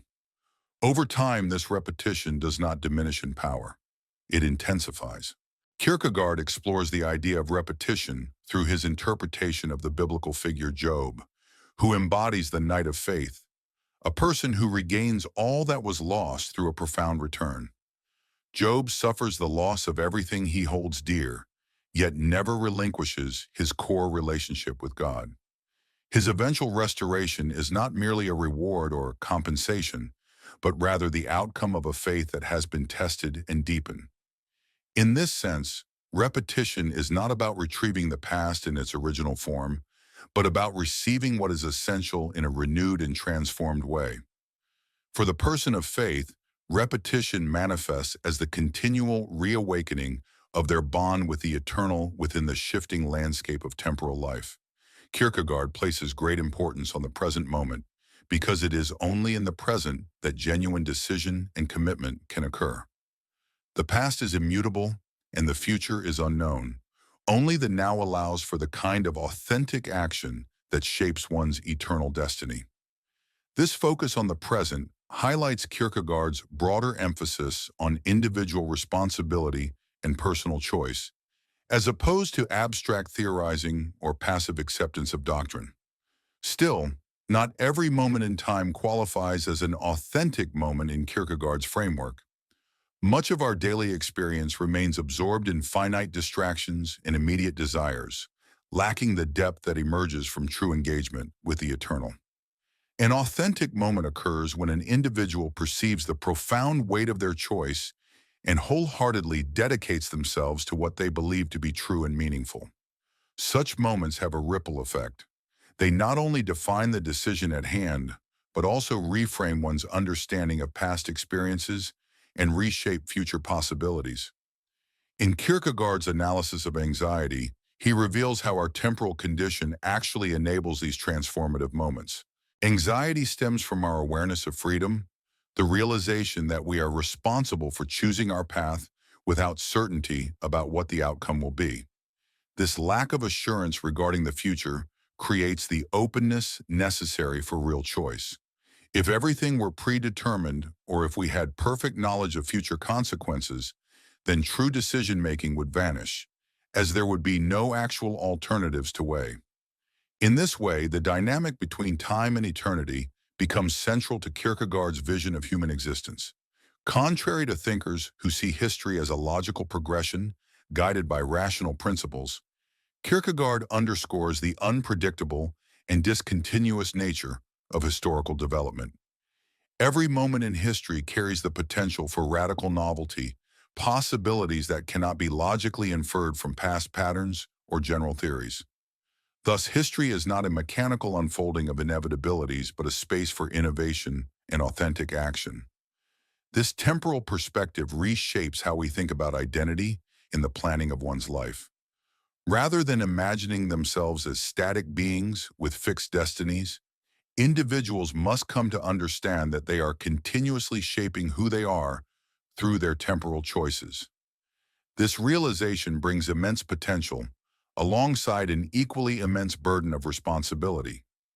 Each meaningful decision occurs at the meeting point of time and eternity, playing a role in the formation of both the self and the deeper meaning of life.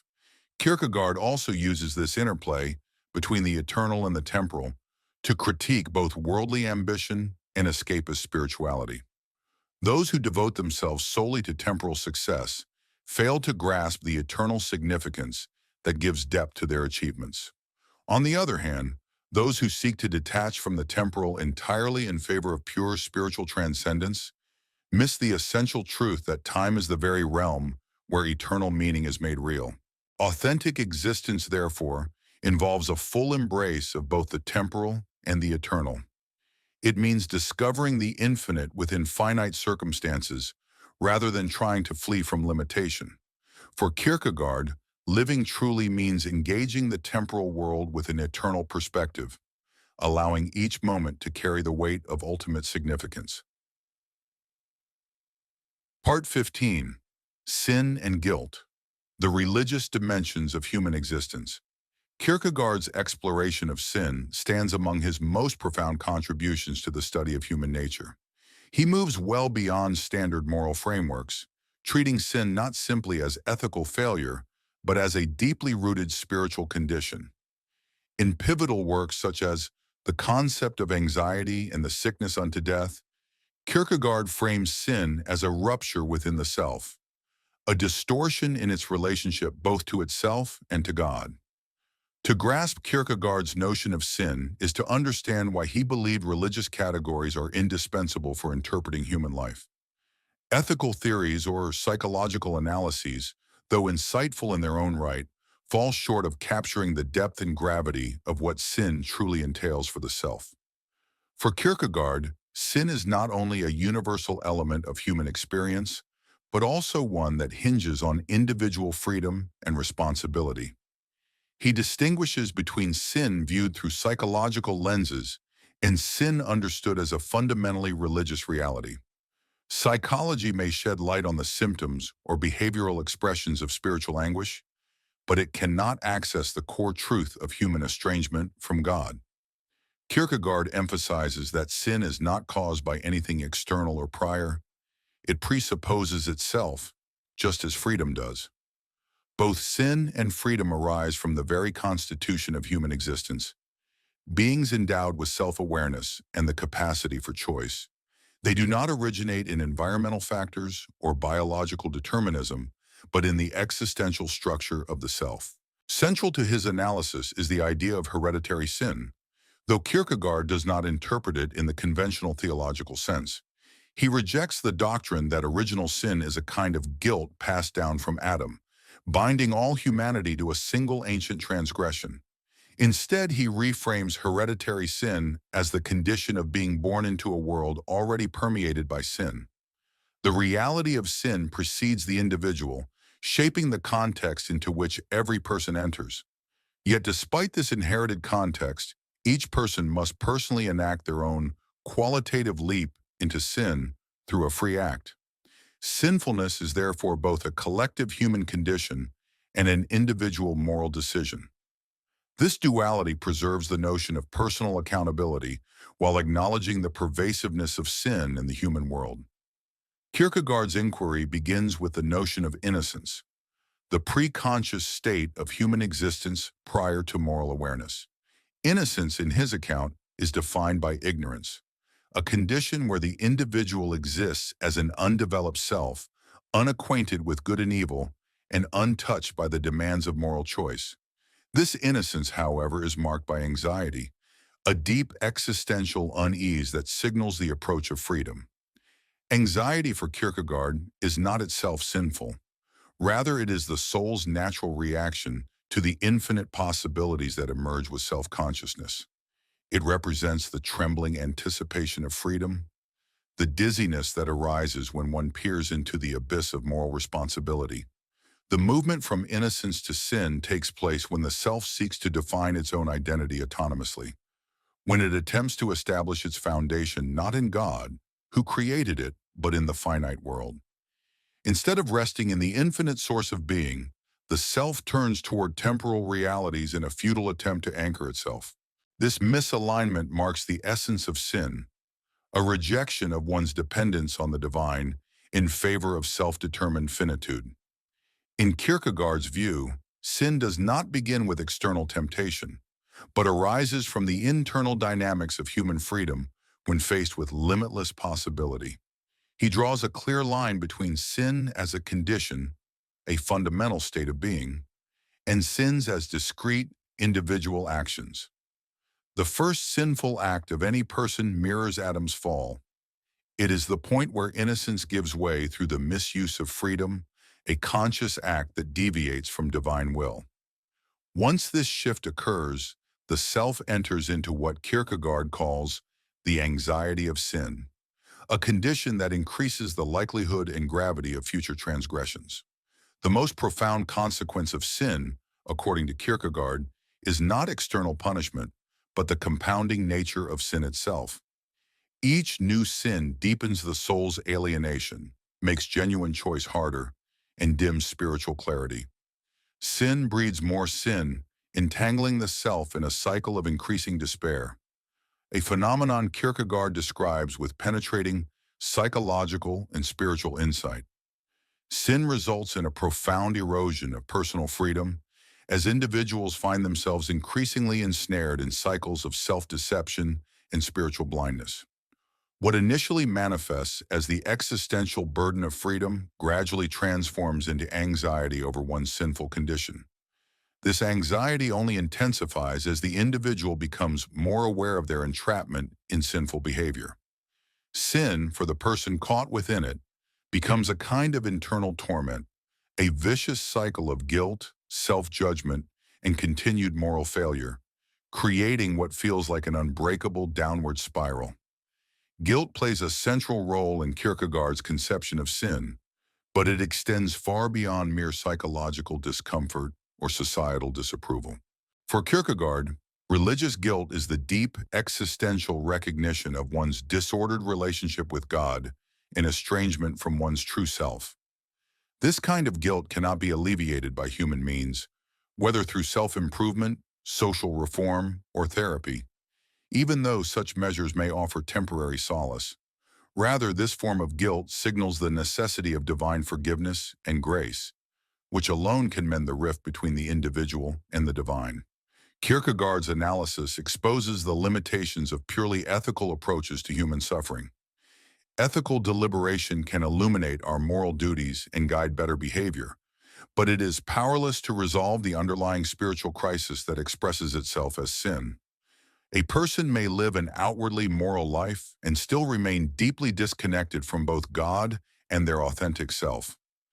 This is why Kierkegaard positioned the religious stage of existence above the ethical one. It confronts the root of spiritual despair, not just its surface manifestations. Kierkegaard presents the relationship between sin and freedom as inherently paradoxical. Sin both arises from freedom and simultaneously undermines it. Human beings possess the freedom to choose sin, but once that choice is made, sin begins to diminish their capacity for genuine freedom and spiritual growth. This paradox reveals why sin cannot be conquered by human willpower alone. Instead, it necessitates what Kierkegaard famously termed a leap of faith, an act that opens the individual to the transformative power of divine grace and forgiveness. He also delved into how sin relates to self-awareness and consciousness. As a person becomes more acutely aware of their sin, their spiritual condition worsens, not because awareness is inherently negative, but because persistent sin in the face of such awareness signals a deeper defiance. Unconscious sin, in this framework, is akin to spiritual death, while conscious, unrepentant sin represents an active revolt against both God and the possibility of authentic existence. The gravest form of sin, according to Kierkegaard, is the deliberate decision to remain in sin despite knowing the truth, a choice he equated with spiritual self-annihilation. Despite the universal nature of sin in Kierkegaard's philosophy, he does not lapse into moral relativism or suggest that all guilt is interchangeable. Though sin pervades the human condition, each individual remains personally accountable for how they respond to their fallen state. Some develop a deeper recognition of their spiritual predicament and strive sincerely toward repentance and faith. Others choose denial, either through unconscious conformity or willful rebellion, thereby increasing their estrangement from both God and their own authentic identity. Ultimately, Kierkegaard's vision of sin leads toward a hopeful, though demanding, conclusion: the necessity of divine grace and the real possibility of redemption. While sin marks a profound spiritual rupture that cannot be repaired by human means alone, it also establishes the very context in which authentic faith can emerge. The individual who becomes fully conscious of their sinful state may find themselves compelled to seek reconciliation with God, a relationship capable of restoring spiritual wholeness and genuine selfhood. In this way, sin is not merely the greatest existential challenge humanity faces. It is also the condition that makes humanity's highest spiritual transformation, through faith and grace, possible. Part 16. Repetition versus recollection, forward movement versus looking back. In Repetition, Kierkegaard introduces one of his most significant yet frequently misunderstood ideas, one that redefines how authentic existence demands a radically different orientation toward time and memory than most people naturally adopt. Through the fictional character Constantine Constantius, Kierkegaard investigates whether true repetition is achievable and what such a phenomenon implies for human growth and spiritual maturation. This idea offers essential insights into how individuals can sustain a coherent sense of meaning and identity while continuing to evolve. It provides a path that avoids the dual pitfalls of endlessly chasing aesthetic novelty and becoming trapped in lifeless ethical routines. By contrasting repetition with recollection, Kierkegaard illuminates deep truths about time, identity, and the foundations of genuine selfhood. To grasp the full importance of repetition, It must be sharply differentiated from both simple recurrence and sentimental recollection. Recollection refers to a backward glance, often tinged with longing or regret, through which one seeks to recapture a lost past or find meaning in it by fixating on what once was. Kierkegaard suggests that repetition and recollection involve the same basic movement, but proceed in opposite directions. Recollection moves backward, while repetition moves forward. What has been recollected, in effect, is repeated in reverse. Recollection is marked by stillness and a fixation on the past. In contrast, repetition is characterized by forward motion and is rooted in ethical possibility. The aesthetic individual, by nature, lives in a loop of chasing novelty, only to grow bored once the initial excitement fades. This results in a cycle of restless seeking, which paradoxically becomes repetitive in its endless pursuit of what's new. Such a person struggles to find lasting fulfillment because they avoid making meaningful commitments. Their life becomes a string of temporary fascinations, none of which offer real depth or continuity. This failure to engage in sustained involvement with anything ultimately undermines the possibility of true growth or meaning. Recollection represents another distorted relationship with time. Those who live primarily through recollection are caught in the past, forever measuring the present against idealized memories. As one author observed, recollection's love is the only happy love, a sentiment Kierkegaard acknowledges as accurate, but only with the caveat that such love initially brings unhappiness. Although recollection can offer brief solace, it eventually prevents the individual from fully engaging with the present or embracing future possibilities. In contrast, authentic repetition, as described by Constantine Constantius, involves a concept he terms taking again, a forward-oriented form of recollection. The Danish word gentagelse literally means to take again, emphasizing the active nature of this process. Repetition, then, is not about fleeing the past or chasing novelty for its own sake.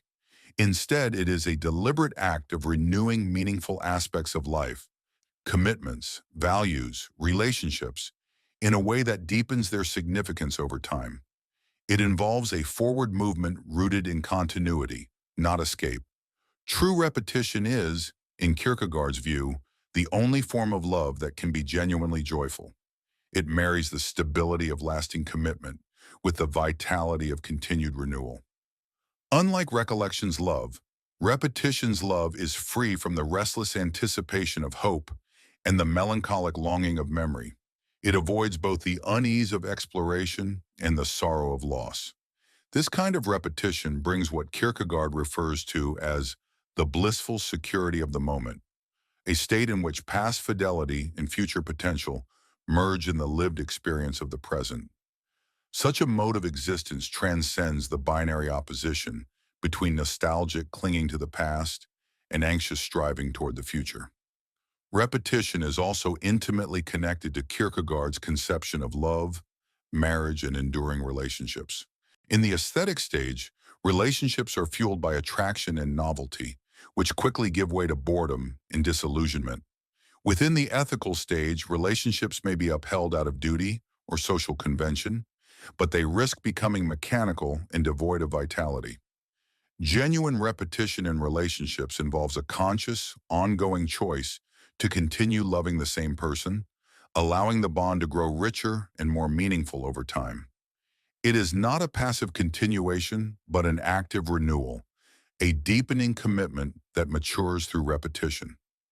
To test whether repetition is possible, Constantine Constantius conducts an experiment by returning to Berlin, where he had once found great enjoyment. He seeks to relive his earlier pleasures by revisiting the same locations and activities, hoping to replicate his past satisfaction. But the experiment fails, precisely because he misunderstands repetition as mere recurrence, rather than as meaningful renewal. The context has changed, and so has he. Constantine returns to a world that has irrevocably shifted. His landlord is now married, the theater he once knew has changed, and he himself has undergone internal changes that make a simple return to the past unattainable. This failed attempt at recreating earlier circumstances reveals a deeper truth. Repetition cannot be forced through external means or by merely reconstructing past situations. Instead, true repetition depends on an inward transformation, an altered consciousness that allows one to engage with familiar experiences in a renewed and more profound way. Repetition, then, is not a matter of physically returning to a place or moment, but of reaching a spiritual state in which the enduring significance of those experiences can be grasped anew. This requires what Kierkegaard refers to as the courage to will repetition, not to settle for the comfort of memory or the thrill of novelty, but to strive for something deeper. In his analysis, the link between repetition and religious faith becomes central. The highest expression of repetition, according to Kierkegaard, occurs when what has been willingly sacrificed is returned by God, not as compensation, but as a transformed gift. The biblical narrative of Job illustrates this. Although Job loses all he holds dear, he maintains his essential bond with God. What he ultimately receives is not a mere replacement of his losses, but a restoration born of a faith that has matured through suffering. This kind of spiritual repetition reveals that genuine renewal involves reclaiming what truly matters, not in its original form, but re-envisioned and enriched. Kierkegaard contrasts this with the young man in repetition who fails to achieve authentic renewal in his romantic life. Torn between nostalgic yearning for his beloved and the ethical responsibility to marry her, he cannot reach the level of religious faith that would make real repetition possible. Caught in the tension between aesthetic longing and moral duty, the young man remains unable to move into the religious stage, which alone allows for deep and transformative repetition. His failure demonstrates that repetition requires transcending both superficial pleasure and ethical obligation. Only in relation to the eternal can present experiences take on the kind of significance that makes repetition meaningful. Kierkegaard also uses the idea of repetition to explore the nature of the self and the process of becoming. He rejects both the notion of the self as a static, unchanging essence and the view of identity as a formless flux. Instead, repetition presents the self as something dynamic, shaped over time through a continual process of re-engagement with one's core values and commitments. An authentic individual does not remain rigid, nor do they change without direction. Rather, they grow through a process of discerning what is worth preserving and what must evolve. Repetition offers a path between two extremes. It avoids the inflexibility of strict traditionalism while also resisting the instability of constant change. Through this balanced approach, repetition allows for genuine self-development, growth that is both rooted and open. A person who achieves true repetition is able to encounter new experiences without losing fidelity to their most deeply held convictions and relationships. This makes possible a life that is at once stable and evolving, anchored and imaginative, faithful and forward-moving. Moreover, Kierkegaard's reflections on repetition extend beyond the personal and speak to broader cultural and societal concerns. Societies, like individuals, flourish when they can repeat authentically, when they retain what is essential from their traditions while adapting constructively to new realities. Cultures that cling blindly to the past or chase novelty for its own sake risk losing their ability to renew themselves in meaningful ways. Kierkegaard thus offers a powerful framework for understanding how communities and institutions can sustain continuity without becoming stagnant and embrace change without losing their identity. His insights into repetition serve as a guide for cultivating both personal integrity and collective resilience in the face of time and transformation. Part 17. The teleological suspension of the ethical when God stands beyond morality. One of the most provocative and difficult ideas that Søren Kierkegaard explores in Fear and Trembling is his notion of the teleological suspension of the ethical.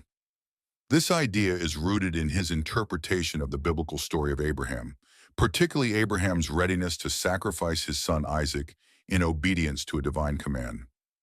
This concept invites deep reflection on the tension between religious faith and moral responsibility. Kierkegaard suggests that true faith may, at times, demand actions that appear to defy universal moral norms, especially when those norms are in conflict with the will of God. In this view, religious devotion can take precedence over ethical duty, highlighting the supremacy of the divine over the merely moral. Yet this precedence does not come without a cost. Faith of this kind entails immense personal burden and the daunting responsibility of acting without the usual ethical justifications. To make sense of this suspension, we must first understand what Kierkegaard means by the ethical. He defines it as the realm of universal moral obligations, those principles that are valid for all people and form the basis of society and human coexistence. According to this framework, sin arises when an individual elevates their own particular interests above these universal norms, rejecting their duty to the greater moral whole. The highest human aim, from this ethical standpoint, is to lose oneself in the universal by fulfilling moral duties and upholding the ethical order that binds society together. Within this ethical paradigm, the ultimate purpose, or telos, of human life is the realization of universal moral values. There is no higher calling than ethical responsibility, and the individual is expected to transcend personal inclinations in service of the moral law. Thinkers like Hegel uphold this view, emphasizing the necessity of integrating the individual into the ethical totality of the community and warning against the dangers of isolated individualism. From such a perspective, any violation of universal moral principles is categorically wrong. Actions that go against these standards must be condemned, no matter the personal or spiritual reasoning behind them. But Abraham's story complicates this moral schema. When he receives God's command to sacrifice Isaac, he confronts a decision that cannot be justified by conventional ethics. By all human standards, the act of killing one's child represents a profound moral transgression, an outright betrayal of parental love, and a fundamental violation of ethical duty. Yet Abraham is convinced that God's command obliges him to act, even if doing so defies all moral comprehension. For Kierkegaard, this is not a tragic dilemma in the usual sense. He draws a stark contrast between Abraham and figures like Agamemnon, who, in Greek tragedy, sacrifices his daughter Iphigenia for the sake of a greater good, the success of the Greek army. Agamemnon, though caught in a painful choice, remains within the ethical sphere. He acts for reasons that can be understood morally, sacrificing personal love to fulfill political and communal obligations. Agamemnon's actions, while tragic, are still ethically intelligible because they are rooted in a conflict between competing moral duties. He chooses the path that best serves the larger good, remaining within the framework of ethical reasoning. Abraham, on the other hand, faces a radically different situation. His willingness to sacrifice Isaac cannot be justified by any moral code or societal benefit. Abraham steps entirely outside the ethical domain. His action cannot be explained by reference to any higher moral principle or communal interest. In fact, by being willing to kill Isaac, he risks nullifying the very promise through which God had assured him that he would become the father of many nations. This leads Kierkegaard to describe Abraham's choice as a teleological suspension of the ethical. Here, teleological refers to the purpose or end that motivates an action, and suspension implies that the ethical has been set aside, though not permanently, but in view of a higher calling. Abraham suspends his moral duty to Isaac not out of disregard for ethics, but because he believes in a greater purpose revealed through his relationship with God. His obligation to the divine supersedes even the most sacred human responsibilities. This suspension does not mean that Abraham discards ethics altogether or denies its value.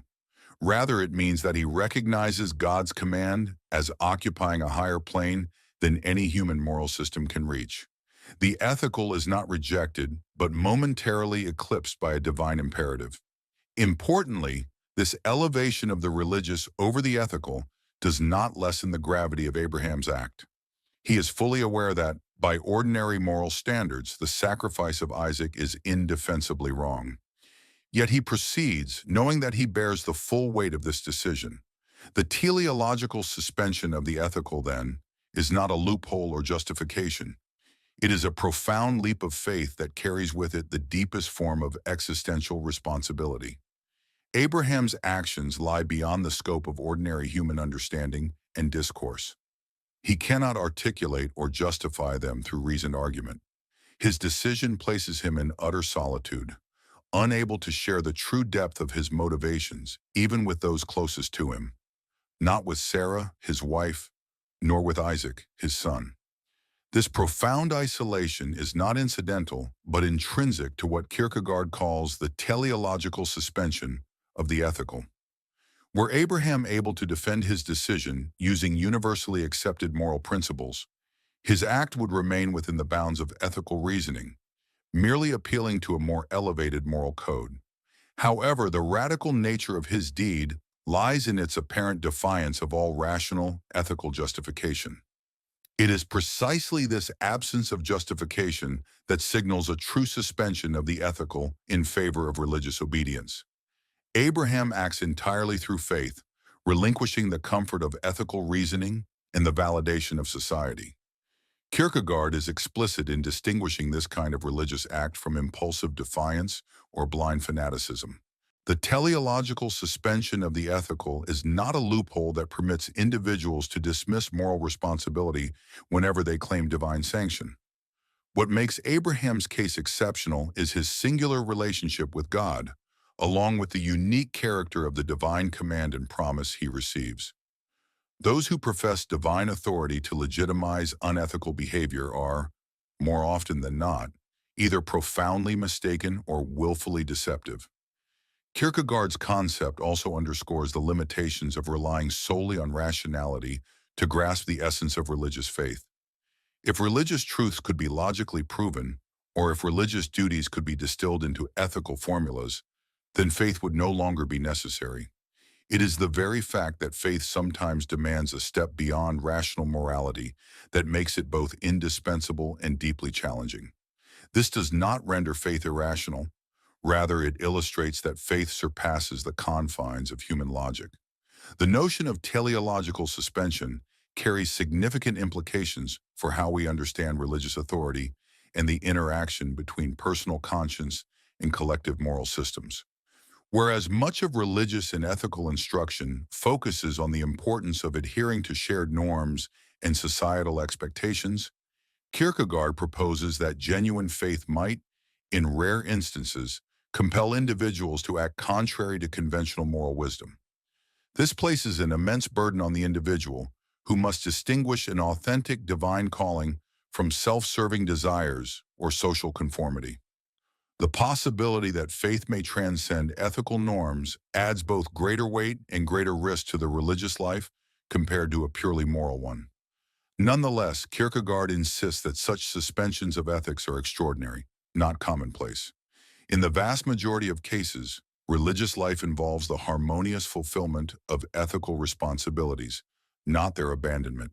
For most believers, faith reinforces their dedication to morality and their concern for justice within society. The suspension of ethics, then, occurs only under exceptional conditions, when divine command comes into direct conflict with established moral standards.